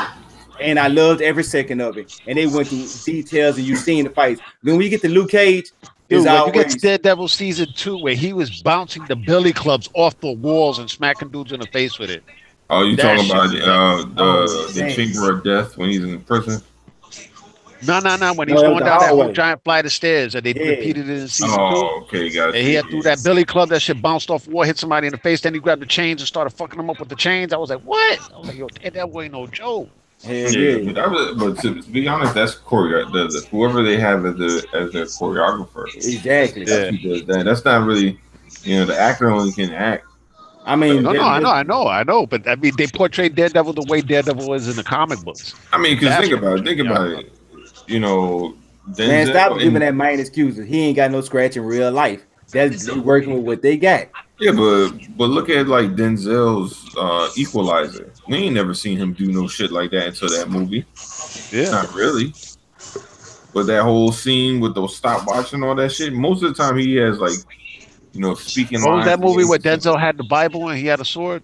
I forgot the name the Book of Eli. The Book of Eli. Yeah, yo, that choreography was dope. Yeah, he was fighting his ass. Hey, just imagine if Denzel Washington was young and he played Luke Cage. What you think the fight? Let me ask you this. He's not. Well, let me ask you this. Let me ask you this. Do you think it's because of his size, the way he built, is the reason why he can't do it? Because if you, I mean, look at whatchamacallit, what's his name? God damn it, the bull he was fighting that was doing all that. Bro, I'm telling you. To my Bushmaster. Yeah, how Bushmaster was fighting. Like Bushmaster's not all big and stocky and all like he's more athletic. He's more athletic and flexible. But when you look at Luke Cage, he don't look like he's athletic at all. So I think I don't know if they're trying to use that, like, okay, well, since he all diesel and shit, and he like they're indestructible and can lift shit and strong as fuck. I don't know why they do that, but I noticed that with superheroes and stuff like that, they really don't know how to fight. Look at certain vision. Yeah, look at certain issues of Superman or whatever. Look at Thanos. Yeah, like when Thanos had that fight, tell me that shit wasn't the truth. Yeah, but Thanos put his hands on the Hulk.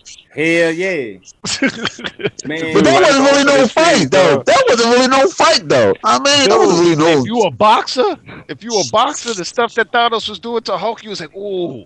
With that first punch, man, you was like, man, this ain't going no way. But the thing is, you're talking about fighting. Like I said, Luke Cage is a brawler. Yeah, he doesn't really have right. I mean, they could at least have a punch like TJ Combo. No, I know what you're saying. Chuck. And what's his name is? Well, what's the guy? Even in the comic books, Luke Cage wasn't known for punching nobody more than twice. Yeah, like he's one of them like diesel motherfucker. Like Opie, like, man, shit, I don't gotta do all this extra shit and do that shit. No, I mean, you gotta think about it. It's like Superman, right? Superman didn't. Right. Dude got super strength, man. Until Superman was getting his ass whooped, he didn't really learn how to fight until he had to learn how to fight. Right, right. I mean, I remember one issue in a Superman comic book, they took away his power. He had to learn how to use like Kryptonian martial art and shit. When they start writing all that shit in there, and even then, when he got his powers and stuff, he still go back to the fuck that shit. I can just smack the bullet out my hand. He's not really fighting like that. This is it's hard. What I would have done for choreography with Luke Cage is I would use more of his defense as his offense. Because, when people be look, he's bulletproof. He don't really got to punch nobody. You know what I mean? So what he could do is have people punch him and use it. Right. Like, all right. Kind of like when cats be like, actually, if you look at they had somebody punch him in the first season, he shattered his whole hand. Yeah. Right. I'm trying to remember when he goes off and he starts doing this. How far y'all get? Did y'all get to the point where he goes and meets the Italians and shit? Do y'all see that yet? When they go meet that tag? No, I'm not there. Yo, Nah. They was raw too, man. Okay, so when he goes to meet the Italians, that's when he kind of like changes his style from being like, I'm not trying to hurt nobody to something else. So you're gonna have to wait to see that. And you know what? Maybe you're right. Maybe it is like that. Maybe it's the fact of characters like that. They don't want to kill nobody, or hurt nobody. So it's like, okay, well, I'm gonna just let them try to fuck me up and just pluck them, and they have to fly against the fucking wall and just keep moving. Because if I really physically try to fight them like that, oh man, I'll kill them. And look at the people that they're fighting. Yeah, motherfuckers don't got no power. Because think about Luke Cage, right? From most of the fighting scenes you've seen, has he ever tried to break anybody's arm? Nah. He really just knocks them out. Like, that's pretty much it. You don't break your arm. I mean, because think about it. Hit him in the head. That's it. Tap him on the head. Look, if he wants to, he could just grab your arm and snap it in half. You know what I mean? Like, you don't have to sit there and brawl with you. He just grab you, snap your arm in half, and then just throw you to. That's what he could have did with Cockroach. He could have grabbed him by both his, or straight up crushed his fist in his hands like he'd be doing them guns, and then called it a day. You know what? I didn't understand. I didn't understand why he just didn't do that. Like, okay, you see how he did the boy? Like, really? He like, really? And it hit him in the head. He just tap him in the head with his palm, and they knock him out. Why did? And that's why I didn't understand. Like, why didn't he just do that with Cockroach? Because I didn't understand. He was mad. That's why. Yo, guys, it's been fun, but I gotta be out though because I gotta get up early tomorrow. All right. All right. But yo, it's been dope. Everybody have a great show. It's been and I'll check you guys out next week, man. All right, for sure. Go ahead, do your thing. We'll get at you later, Kaleidoscope. All right. All right. All right. But hell yeah, I mean, he could have plucked him, but if they had to show some type of fight scene. They had to do something. I know that because they probably like we lacking. We need some type of fight scene. But what you were saying live, why about the defense aspect, that would make a lot more sense. At least you could see some shit going on where they could show him actually, or you could actually have him dodging licks. Something to me, this is what I would have him use his head more. Yo, you can't use his what? Use his head, but no, his head. So like when people try to punch him, instead of trying to, avoid getting hits, lean into it with your head. You're gonna be breaking people's hands left and right, man. You don't gotta, they gonna stop punching you. Like this is the thing from if you know like certain karate, right? You usually start off with defense. That's the first thing you learn. And the thing is why you want to learn how not to get hit before you can learn how to hit. Right. So the thing is like if you know how to do a good arm block and you're able to catch it, and that takes time and technique. The thing is, the person who's throwing punches at you, at some point, they're gonna stop from either exhaustion or pain. One of the two. Right, and I was just thinking about what you were saying. That would have made a better action scene where Luke Cage ain't had to do the dirty work. He could have had like a person, like you said, punching him, and you could see all the dude hand breaking up, or a person try to do a roundhouse kick and hit him in the back of the head, and you can see his leg snap, stuff like that. And Luke Cage is walking like ain't nothing going on. To me, because think about it, you could use his head, and I would say he uses his forearms, right? You don't really have to punch nobody for what? Like it can't hurt you, especially the regular dude, which maybe not Bushmaster, but everybody else they can't hurt you. So it's just like have them punch you. If they punch your forearms, they're gonna be hurt. Maybe throw them into the wall real quick or something like that. But you ain't really got to do much. He did do a couple of judo moves here and there. He'd be flipping people over, but if that's what you want to call it. Yeah, but he don't really like. My thing is he can't really fight people like Danny can fight people because his fist is controllable. He only uses it when he has to. Right. You know what I mean? Like Luke doesn't have the luxury of just punching somebody lighter. I mean, without killing them. Yeah. I mean, no, I get it. Without killing them, because the guys that he's fighting don't have no power. So it's like, oh man, why?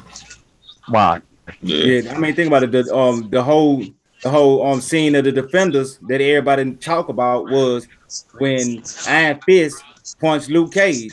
Just the whole motion part, just seeing him get hit. You know what I'm saying? That was the whole talk of the show.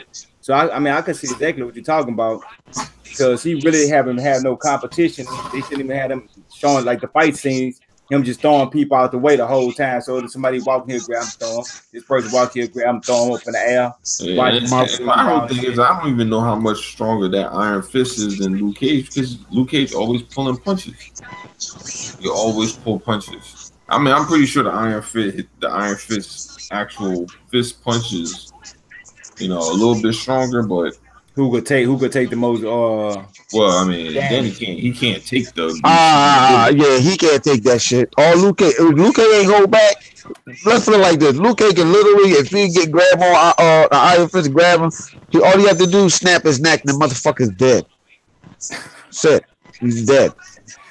Yeah, but he ain't got no shirt for him to grab him though. Hey, are we talking about in the TV series or the comic book? Because in the comic book, Luke Cage got his ass beat.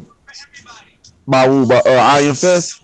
Yeah, terribly. Because he didn't pull punches. Well, there you go. Do you have it, ladies and gentlemen? But if that was the case, though, Iron Fist still would lose the fight if Luke Cage would come at him and like you said, just grab his ass. I mean, yeah, who could take the most damage? Okay, Well, this is the whole thing. Able to grab him. If he's able to grab him, right? That is one of the most difficult things to do if you fighting Iron Fist and he's trying to fucking kill you. Talking about grabbing him, right? But at the same, well, you know, what about he go punch for punch with him then? Iron Fist, I don't think he could take the damage that Luke Cage could take. No. Okay. He might not be able to take the damage. No, he can't take that damage. Yeah. He might not be able to take Luke Cage damage, but Luke Cage can't take Iron Fist damage at all. They even showed that in the Defenders when he didn't even use the whole Iron Fist. Because I told you at the beginning, he can't even summon the whole Iron Fist. Because you remember they showed the film where they had an Iron Fist that was using both of his hands and his feet. That Danny Rand can only use one hand. That sucks. Yeah, I mean, but you know that's a good thing because they give them time to build up, so you know what I'm saying we can see the stages of. We don't want to just get what it's called is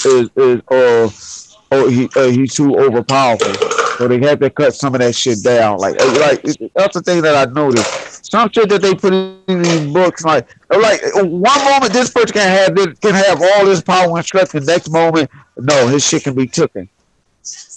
So sometimes it depends. Like I said earlier, it's up to the writers to decide how they want to put it in there. Cause they can flip flop that shit. They flip flop too much. That's why I was saying, like, you know the youngin. That's why I was saying, like, you know, the youngin. He ain't understand. Like he ain't understand that shit. Like how that multiverse shit. But think about it though. Some of the movies. I mean, the comic books. You can't. How some of the shit you can't do. It's impossible to do. So you gotta tone that shit down. I mean, right. That's what I'm saying. Right. This is what I'm saying. The part that I'm talking about is actually in the Iron Fist show. No, we know what you're talking about. We know what you're talking about, but we just saying, like, you know, a lot of stuff they really can't. You know, like they show him using that or whatever. Like, will they ever show the Iron Fist use or his full power? Probably not. Because it makes a better story. That know that he's not using his full potential or whatever. Because if he it's like this. If he uses full potential or whatever, then in the movies and stuff like that, it'll be OP. It'll be too OP for them. Then the character won't be interesting. Y'all ain't been paying attention to the Netflix shows that each season with each character, they step up with their powers. They learn how to use their powers a little bit better. Yeah. Yeah, I mean, yeah, I see that they learn how to use it, but I'm just saying, like, it's more of a chance that Danny Rand gonna learn more about his Iron Fist because they didn't teach him everything about it. Yeah, but yeah, I know, but they also make it a better storytelling that he don't know how, that he didn't learn everything like that, man. That's what I'm saying. Like, you give somebody that power up front from the door. All right, what more you want to tell? That means that you're gonna have to bring out more bigger and powerful villains for that person to fight. Right. You're gonna have to have more bigger, powerful villain for that person to fight. So you want to build that up. Like that's what I'm saying. Like you're not, and you may not see that. Right, they might never make it to that level, or they might stretch it out. They might keep stretching it. But at the same time, they can only water whip it for so long.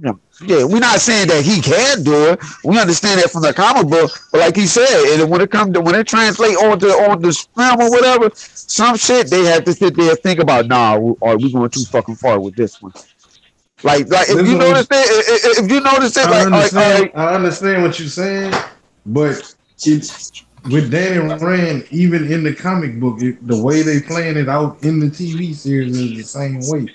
He couldn't use it. It's still took time. Yeah, I know, but that's what I'm saying. We don't know whether if they will make him use it.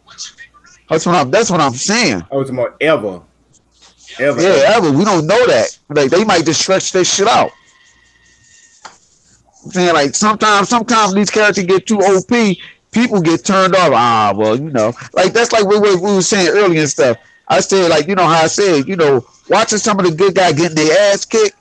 Sometimes I like that. People want to see that just for them to come back and to come back and learn how to fight the people that's more better or more powerful than us. Story, huh? Yeah, because look, that's like all right. I tell everybody, Superman my number one character. I like him. Is he OP? Yeah, but in the movie, do they make him OP? No, because I like that he's not OP in the movie. I like that. It makes a better storytelling. Like, no, he's not OP in the movie. Because if he was, then you'd be like, okay, this shit is corny.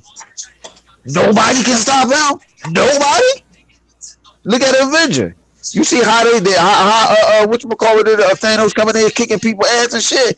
Yeah, that's hot because he's the villain. Now it's up to the superhero to build themselves up to try to take him on. Not just one, a bunch of superheroes to try to take him on. That make it more. I guess as people would say, more believable. It makes him more interesting. Like, oh man, he just fucked whatchamacallit up. Let's see if Captain America can do it. Nope. Okay, let's see if Thor can do it. Nope. Let's see if the Hawk can do it. Nope. You know what I'm saying? That's how it is. Like, it's all about storytelling and presenting them in the best way that they can. You don't want to see those. You don't want to see those superheroes off the rip. Smack. Like, damn, that's it. But damn, all you had to do is plug in and kill him. That's it. The movie over. That's it. I'll be like, nah, you don't want to see that. I don't. I mean, so I don't want to dilute back to now. Let's change the question to say, what about Iron Fist right now in the Netflix universe? You think he'll better punch down Luke Cage as they stand right now? Their power levels get on the level. Their power levels right there. Right. Yeah, I think so. Right now, I think so. Yeah. You seen the Defenders, right? Yeah, I think so. Because Luke Cage felt that shit. It almost looked like he wanted to cry and say, "Mama." So yeah, yeah, I think so now. Yeah. Well, I don't know about that. I still think Luke Cage will get him. So what about you, Savage? What you were saying? I said you seen the Defenders, right? Right. Yeah, nah. Luke Cage not winning this. Man, shit, man. Live got to tell me something different. Then what's good, Live? Why, man? What you think? Me and whatchamacallit on the same page with that one. I mean, you said right now. That's why I'm asking right now. Back up, clear. Hey, back up. Hey, Live. I'm just going off of what I just saw in the Defenders right now. Nah, I don't think he can take him. I don't think Luke Cage can take him. Yeah, I don't know, man. The only way Luke Cage can take him is you gotta catch Danny slipping. Yep. That's really what it is. That's the only way I see it. That's the only way. The only way when he's slow. Like he has speed. Like he could run straight, but he's not athletic. Like he can't maneuver as quick. Like think about like you talking about somebody on a 40-yard dash, but then you just tell him to do cuts. Like he's a straightaway fast type dude, but like if you tell him to cut, he ain't gonna be able to do that shit. He's too heavy. Right. He's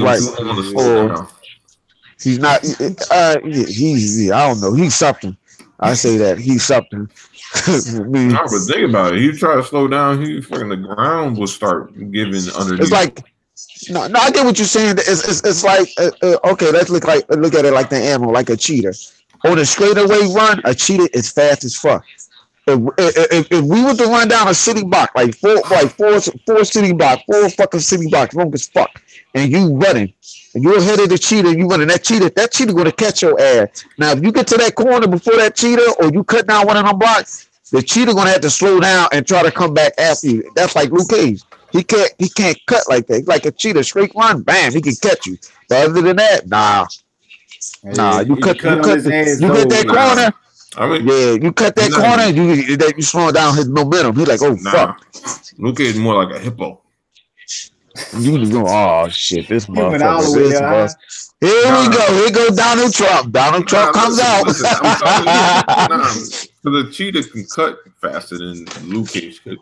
Like he's like a hippo. A hippo is fast as hell. Like I'm dead serious. Like you ever see a hippo in real life? That shit run 40 miles per hour, dog. Like, we ain't gonna see a hippo in real life at the fucking zoo. Hey man, yo, bro, they get out the water. Cage, man. I'm telling you, dog. The fucking animal is fast, dog. Man, you watching the nature channel? Fucking hippo. He watching some nature channel. Yeah, but go ahead. Dude, I'm telling you. Like, if you seen a hippo jump out the water, that shit ain't slow and majestic. That motherfucker hop out. Then if he came towards you, I'm not doubting how fast a hippo is, but I'm just saying, like, Luke Cage ain't but so goddamn much heavy, bro. Come on, he's not. But it ain't like that motherfucker weigh 100,000 tons or some shit like that. He just his skin just indestructible. You know what I'm saying? I'm just saying, like, because he's big, right? He has speed like a hippo, but a hippo can't slow down. Like he can come straight, but slowing down and cutting, hippo can't do that. Like a rhino's not as fast, so I want to say a rhino. Elephant's not as fast. That's why I said a hippo. Hippo's big, but it's fast. I mean, yeah, it's the perfect analogy to be wrong, but perfect to be right at the same time. That is some live wire shit right there. So you think Donald Trump? Donald Trump. Say Donald Trump. Do you think that Luke Cage weighed more than Wolverine? Hell no. Fuck no. Oh, wait, more? Fuck no. I don't know. No, that thing got intermittent skeleton. No. I mean, you don't know how much Luke Cage weighed though. But we don't know how much. Luke Cage, but listen, but Luke Cage, he just has tough ass, strong ass skin. That's it. Ain't got nothing to do with his weight at all. Yeah, that had nothing to do with his weight. That could be that's like people get that shit confused. That's like same thing like with Superman. He just fucking strong as fucking just fucking down there under a fucking guy that don't got nothing to do with his weight at all. But the thing, we don't know how heavy Wolverine is. I don't think he's that heavy though. Yeah, he is. Yeah, yeah. Yes, he is. Yeah, he's heavy as fuck. He got that metal in his body, bro. He's heavy as fuck. Yeah, but not all metal's heavy though. He is. Yeah, they show that on a lot of occasions how heavy his ass is. Yeah, he is heavy. You got to factor in his weight and that metal. Yeah, he's heavy.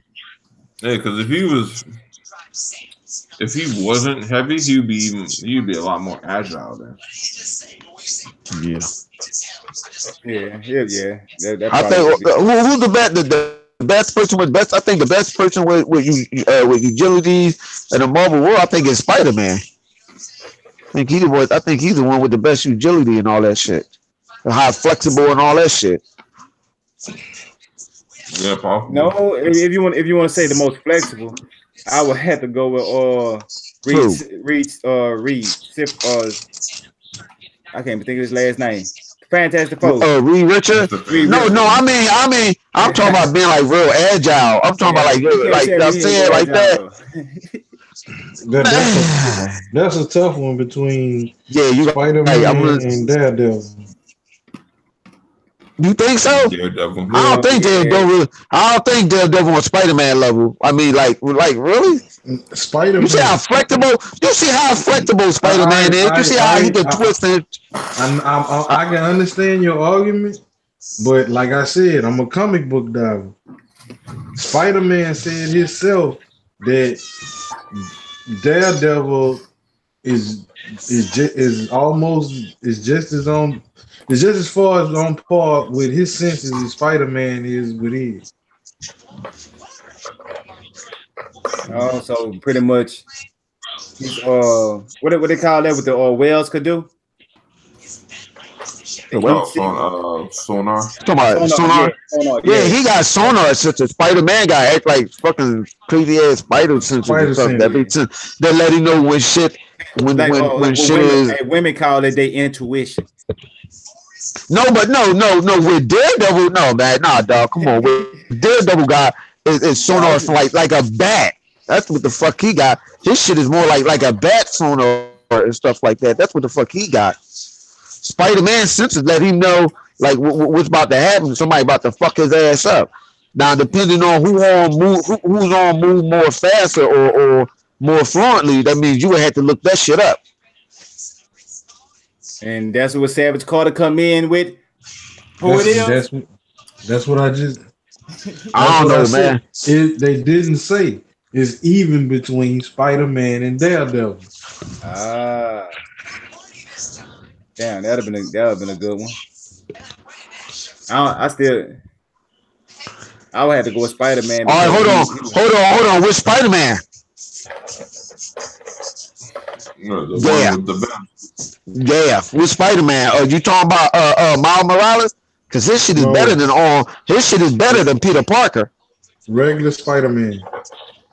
Huh? Old school Peter Parker. The amazing. All right. Well, then you know what? I don't got no argument with you. You might, it might be. It might be on that one, goodness. Because I'm about to say that. It depends on what Spider-Man you're talking about, dog. Because Miles Morales, he's better than Spider-Man. He got extra shit that Peter Parker don't have.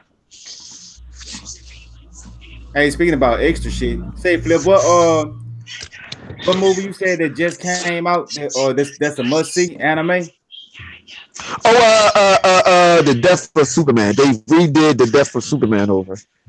They redid it up to date it, This one, Superman. Justice League and stuff. Yeah, so that y'all know how y'all can look at that. You know what I'm saying? So I don't want no strike on the channel or whatever just by saying that, but y'all know how, But yeah, I gotta look at that, man. I do. Because the other one, the last movie they had was called Doomsday. This one is like the Death of Superman and shit. So I want to see it. I mean, the same shit, but just different titles and shit. Yeah, with a different 12.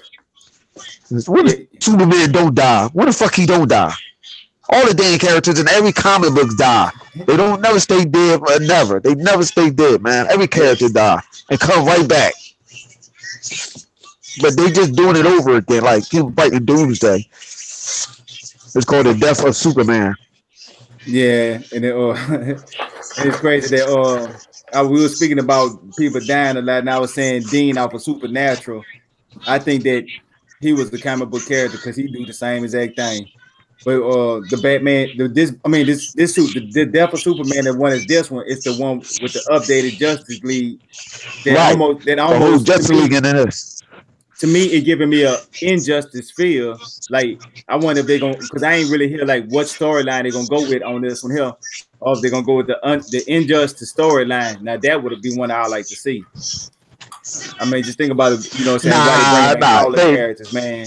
That'd be they're not gonna do that one because they ain't gonna do that. They're not gonna do that one because a lot of the older crowds do not want to see some of their favorite superheroes die. Yeah, like that Injustice storyline, like it was worse than Infinity War. I mean, but that's the new hype right now. Just imagine if they did that one. This ain't Marvel. That'd be the talk of the century. They trying to follow Marvel lead. You don't think they don't get it? It wouldn't get at a shot. I keep telling. So which one it is then? I won't put it past them. I won't put it past them. The worst thing they can do is follow Marvel lead because they ain't build up no stories for none of their characters. Yeah. All you got is Superman and Batman. Superman and Batman. Superman and Batman. There goes Wonder Woman. Superman and Batman. Superman and Batman. That's all you got. They're not showing. Like I said, like when I was saying that, there's nothing wrong with DC characters. DC characters can fuck with Marvel if they want to. People don't even know who the fuck them dudes are. They don't do nothing with them, and it's crazy. I don't understand that.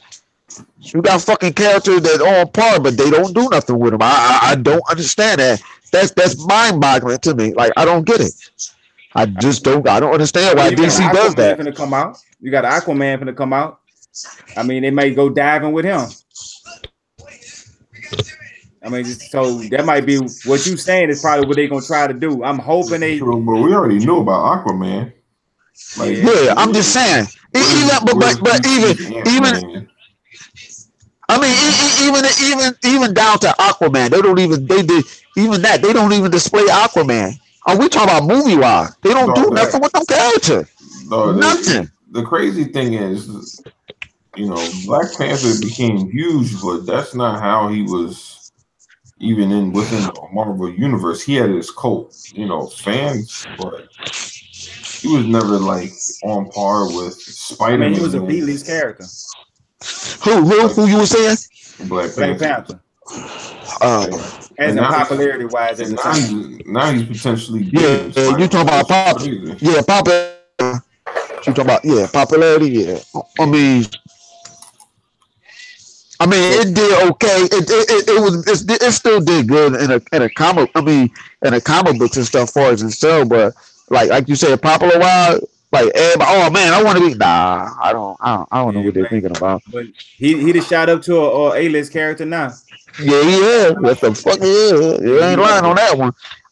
And that's what DC need to do. They need to get characters like that and boost them up. Like what DC need to do is get better writers. That's all they need. Better writers and stop trying to compete with Marvel. Fuck that. Do your own shit. Like you've been doing this way before Marvel. So why are you trying to compete with someone that you've been y'all the golden child. Y'all came out before Marvel with y'all characters and all that shit. So why are you trying to compete with them again?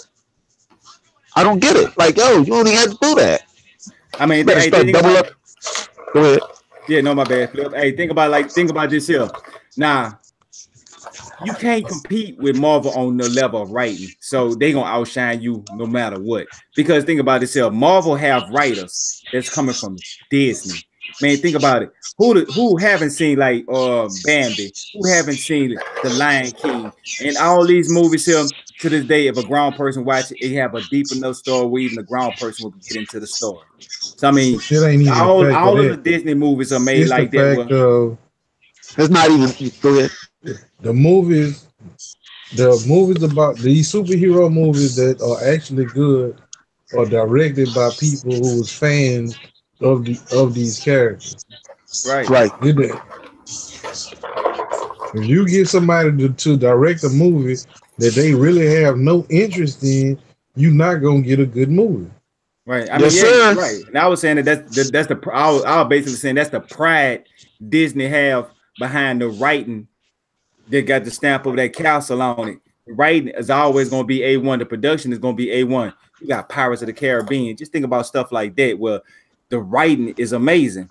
So with Marvel, when they come, they're going to get the right people to direct it, and they're going to get the right writers to write it because they love this stuff, and they're going to put together an amazing script. And to get through Disney, you're going to have some good material. DC don't have those bars. They gotta, reach every quarter to that standard. They not hold to that standard. That's why their movies is so low. The only standard they had the only standard they have is this movie got to be under 2 hours. See, that's the biggest difference. I said with the DC, their biggest thing is that chopping block. I mean, if you watch all their movies, it's so choppy, so chopped up. It's hard to tell the story the way it's chopped. And I'm looking like this, like, man, I can't really understand what's going on because it's hopping from here to here doing this here. You can't know what's going on with this character because they cut away from him. It's not even that, man. It's rushing. They're rushing this shit. Look at The Dark Knight. Come on, man. I mean, come on. It's not nothing. It don't have nothing to do with the writing. It's the rushing. How they rushing this shit out. Like, fall back. You don't gotta rush that shit out. Chill. Take your time with it. Okay, like the dude that did the Justice League movie. Something had happened to his daughter. He fell back, and they got the boy that did the Avenger movie to finish up his project. You can't have somebody come in the middle of a fucking movie or try to redo the movie up and rush that movie out and thinking that movie gonna be spectacular. No, it's not gonna work. The moment that this guy's family had passed away, the first thing you should have did was threw that shit on hold, or just waited, or get somebody, got somebody else. If you was gonna get the dude that did the Avengers or whatever, what you should have did is took back and took time instead of rushing it. Rewrite that whole script and let him do it his way, not try to follow up what someone else has did. That's what happened with the X-Men movie. When you see X-Men 1, 2, 3, then they skipped over. Then they had to come back. The same dude that did the first 2 X-Men had to come back with the what was that, the 4th one, whatever, and did the whole paradox time joint to fix that. Because that third X-Men movie was fucking shitty. I mean, like, if you can see how the directors are, you notice which way they're going, which way they're going and stuff, and when they switch directors just that quick. Every director has something totally different. They're not staying consistent with directors that know what they're doing. Like he just said, if they're not a fan of that movie, if they're not a fan of a comic book movie or whatever genre that is, it's not going to come out right. Like, the dude did a good-ass job with the Avengers, but why would you have him come in and try to finish up somebody else's work? Nah, that's not going to work. He need to make that movie his own, like he made it his own with the Avengers. Right, and a perfect example would be Wonder Woman on the DC side, a good ass movie. And actually, the person that made that had the same amount of time as all the other DC movies. So I don't think it was too much rushed because they had enough time. They had enough time to put together a good movie, but they just ain't had the passion. Like when you could tell when certain movies come out, but I still think it was the chopping block because of even through all that. If you could cut through the scenes and when you seeing something and you not really understand what's going on because they cut that part out and they'd hop back and forth to 2 different scenes. No matter how good you try to write this movie, but half of the stuff that you're saying to make sense get cut out. What can you do?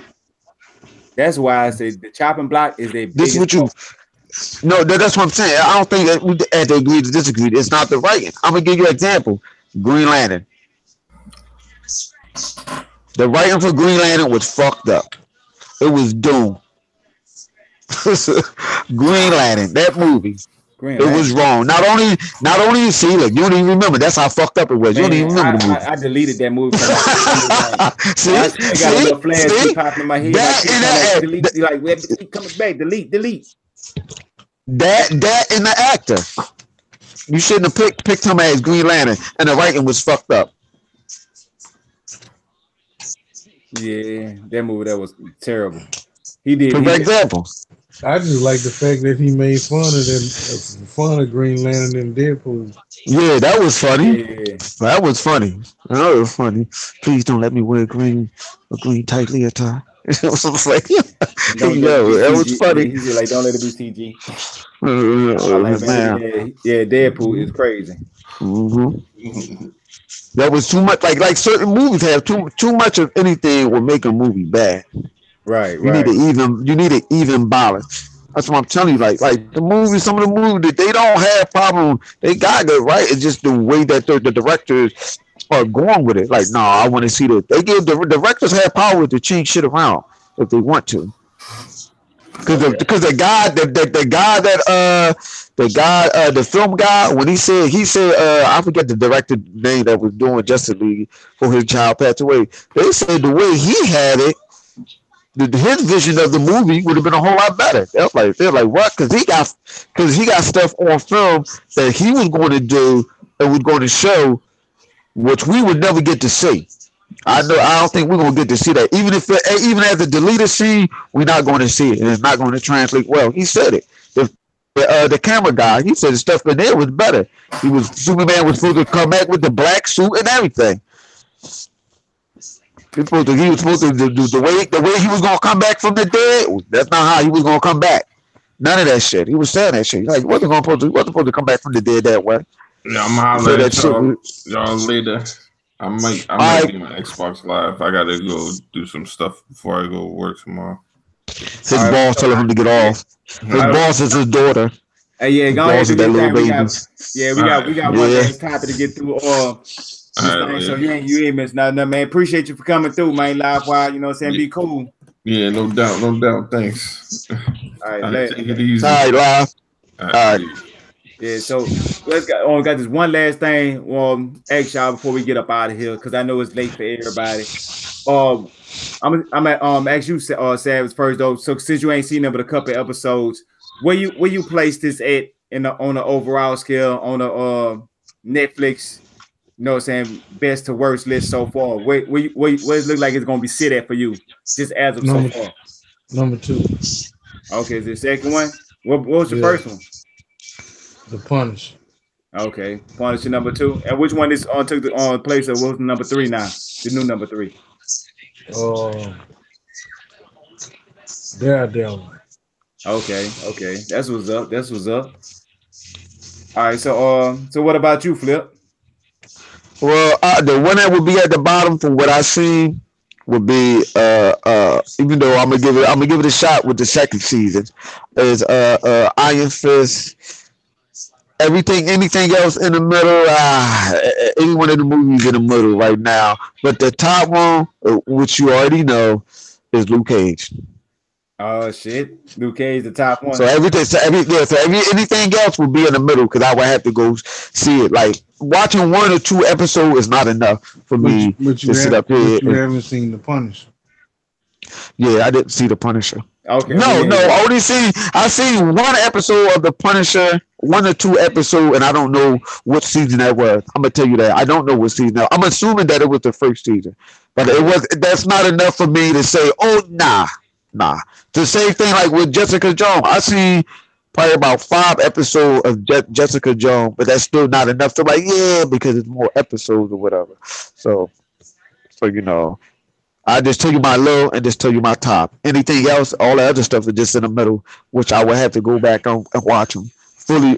Watch them properly. Right. Make sure you get from beginning to end. Yeah, right. The only way to dive into them is you gotta, get your toes wet. So I feel what you're saying.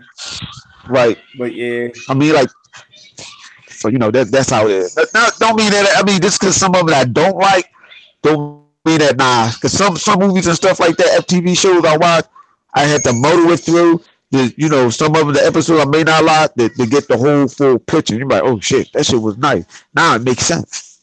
Okay, that's what's up.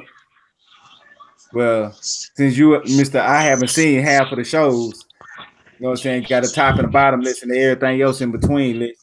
I just say my top ones since I'd have pretty much ran through them all. So right now, Luke Cage would have to be number 3. You know what I'm saying? Okay. My first one would be Daredevil season 2. Then after that was The Punisher. Then I had to put Luke Cage season 2 because season 1 to me it was okay. It was alright. To me it was that and The Defenders was kind of like 2 that was low on my scale. But Luke Cage season 2.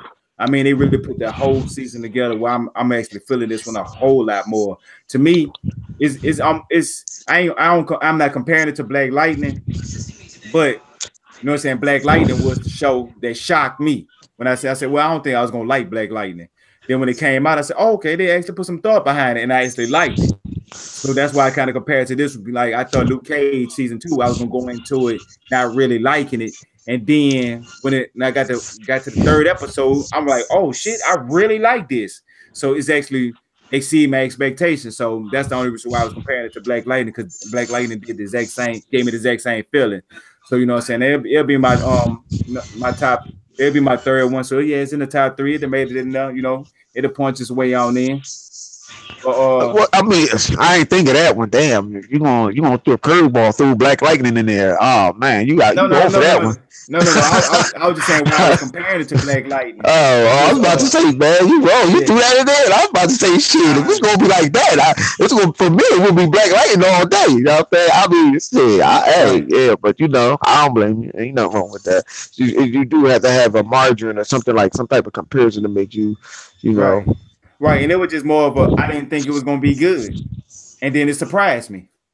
The other movie that just did that, Cloak and Dagger, I said this movie was gonna be shit from the second I heard of this shit. I actually watched the first 3 episodes. Cloak and Dagger, yeah. Cloak and Dagger, that's that thing, yeah. Cloak and Dagger. See, I think what it is, I got so many goddamn shows that I like that I want to see. I just got to put them in order now. I really have to put them in order now. What time slot that I'm going to watch it? I'm gonna have to do it like I did. What's that crazy show? With the dragon lady and shit. Game of Thrones. Game of Thrones, yeah. Cause I went through Game of Thrones real easily. I went through that shit quick.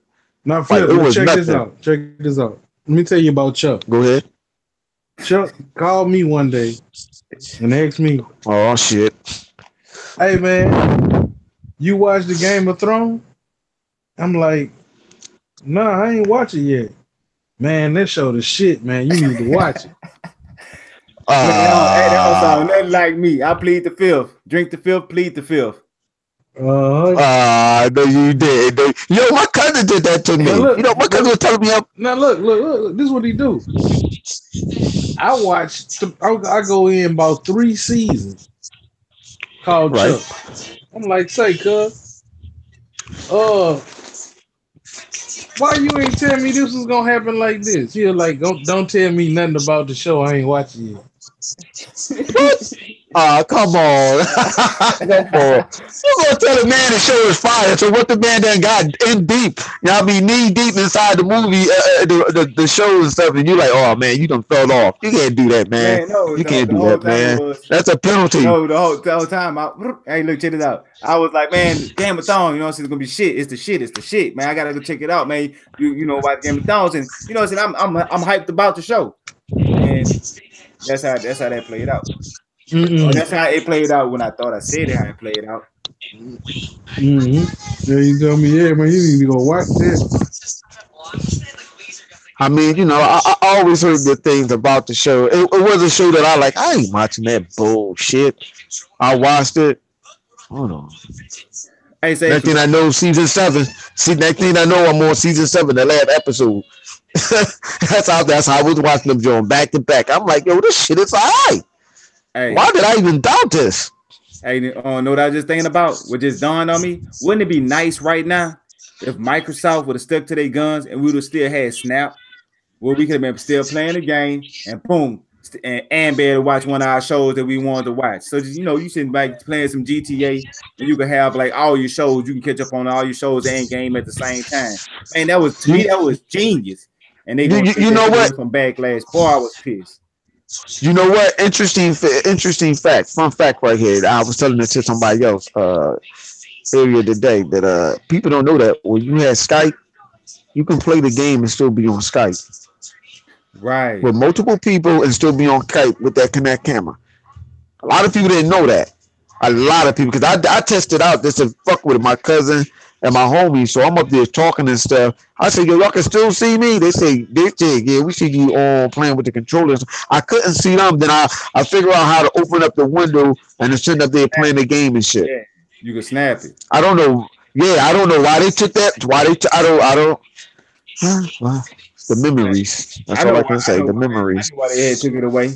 The people was hollering, complaining and bitching, and they was talking about DRM. Kill Microsoft. Then they were saying about nobody want to connect. They spying on me. Oh, who watch TV? Wow. We play games. I'm like, man, I do both. They're making a system I could do all. Listen to the system. I want to do all. I don't want to do partial. I want to do it all. I'm gonna just say this real quick. I'm gonna say these few things real fast. $400 to $500, even $300. You think I want to spend $500 on a fucking just a damn game system? That's all it fucking does. Considering how the game came out, really? You tripping? Right. I ain't spend no fucking $500 on just a fucking game system. And we see what happened, how these game comes out on every last one of these damn console. Please. And I was talking to good brother K Mega, give a shout out to K Mega. He was telling me that that movie thing that Microsoft was doing with the movies and stuff. Yeah, with Netflix and all that stuff. He said, no, that shit, not with Netflix, with Showtime or whatever. He said Microsoft's still doing it. They just put it in the back burner. He said he's still working on that shit. I'm like, oh, I didn't know that. I thought they scrapped it. He said, nah, they ain't scrapped it. Yeah, Phil said they still doing it. Yeah, they letting all that backlash and people whining about who watch TV and all that shit die down. And then while they still working on it in the background, they just not all advertising it right now. Right, they just gonna focus on the game first. I just think Microsoft, even with the Connect, I think they should just did the same thing they did before. They shouldn't have forced it on nobody. It should have been an option. That's all. Yeah, but that's that. It should have been an option, but I get the whole concept of whatever. See, their whole concept was thinking forward. Like with the Connect, they could have did some stuff with the Connect what ain't ever been done in gaming. So they was thinking about like, what can we do that's different? So, you know, so now I was looking at it from that perspective, not the little gimmicky stuff. You know, the gimmicky stuff come first until somebody actually have a real idea. Then when somebody have a real Right. idea, then people start building off of that. Like with the VR, the only reason why I don't think the VR gonna work because you got to put that shit on. I mean, I don't want to cover my face and my eyes. Now, if it would be some virtual stuff that you showed in front of my face, I'll be all the way on that. But I don't want to put that on my face. You know what? I wear glasses, so why do I want something else on my face? And I don't even want to wear glasses. So what make you think I want to put something else on my face? I don't even like 3D. And I tried VR. I already done tried that shit. The PC joint, the Oculus Rift, and the Vive joint. I tried all of them. I'm like, I don't want that. No, dude, it look good. It's cool, but no, I don't want that. That shit better be like on Star Trek. I walk in the room, game on, the whole motherfucker for Star Trek and shit turn into a fucking environment. Right. without no helmet on. I mean, but you know, if a person liking this, you know what I'm saying, more power to you. Well, I'm saying the reason why I don't really care for it. But, you know, ain't no knock yourself out. Yeah, literally. So go ahead, you know what I'm saying, that's your thing, do your thing. Ain't nothing wrong with your thing. Everybody gotta be unique. Anyway, though, man, y'all ready to get up out of here? Because I know y'all want to get some gaming in, probably get some GTA on and stuff like that. I've been hot straight on fight night. I might play a little Madden if anybody want to challenge me. Oh shit! I heard Lemon in the inbox one time. It was like yesterday. Who won't play me in Madden? I'm at work. I had to check my Twitter. I say, oh shit. He said, lucky I'm at work right now, because man, I'm telling you, I'm ready. Anybody, I'm ready. That's all I got to say about that. But anyway, y'all got any last things y'all want to say before we get up out of here?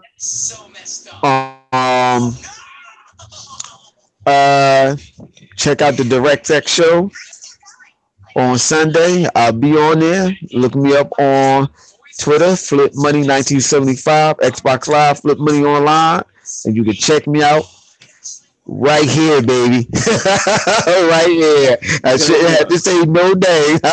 Wednesday night, baby. Right, typical Wednesday. Yeah. So what about you, Savage Car? Got anything last thing you want to get out before we get up out of here until next Wednesday? I'm still taking requests on Monster Hunter. Once the new monsters come out, I'm cutting everybody off again. Oh snap! And there it is. Hey, like you just did, close the door. You know what I'm saying? Everybody in the chat was good. You know what I'm saying? I see you out there. Was good. Everybody live. Everybody watching later on. Appreciate all the love and support. Like and share, subscribe. Get at us. Peace.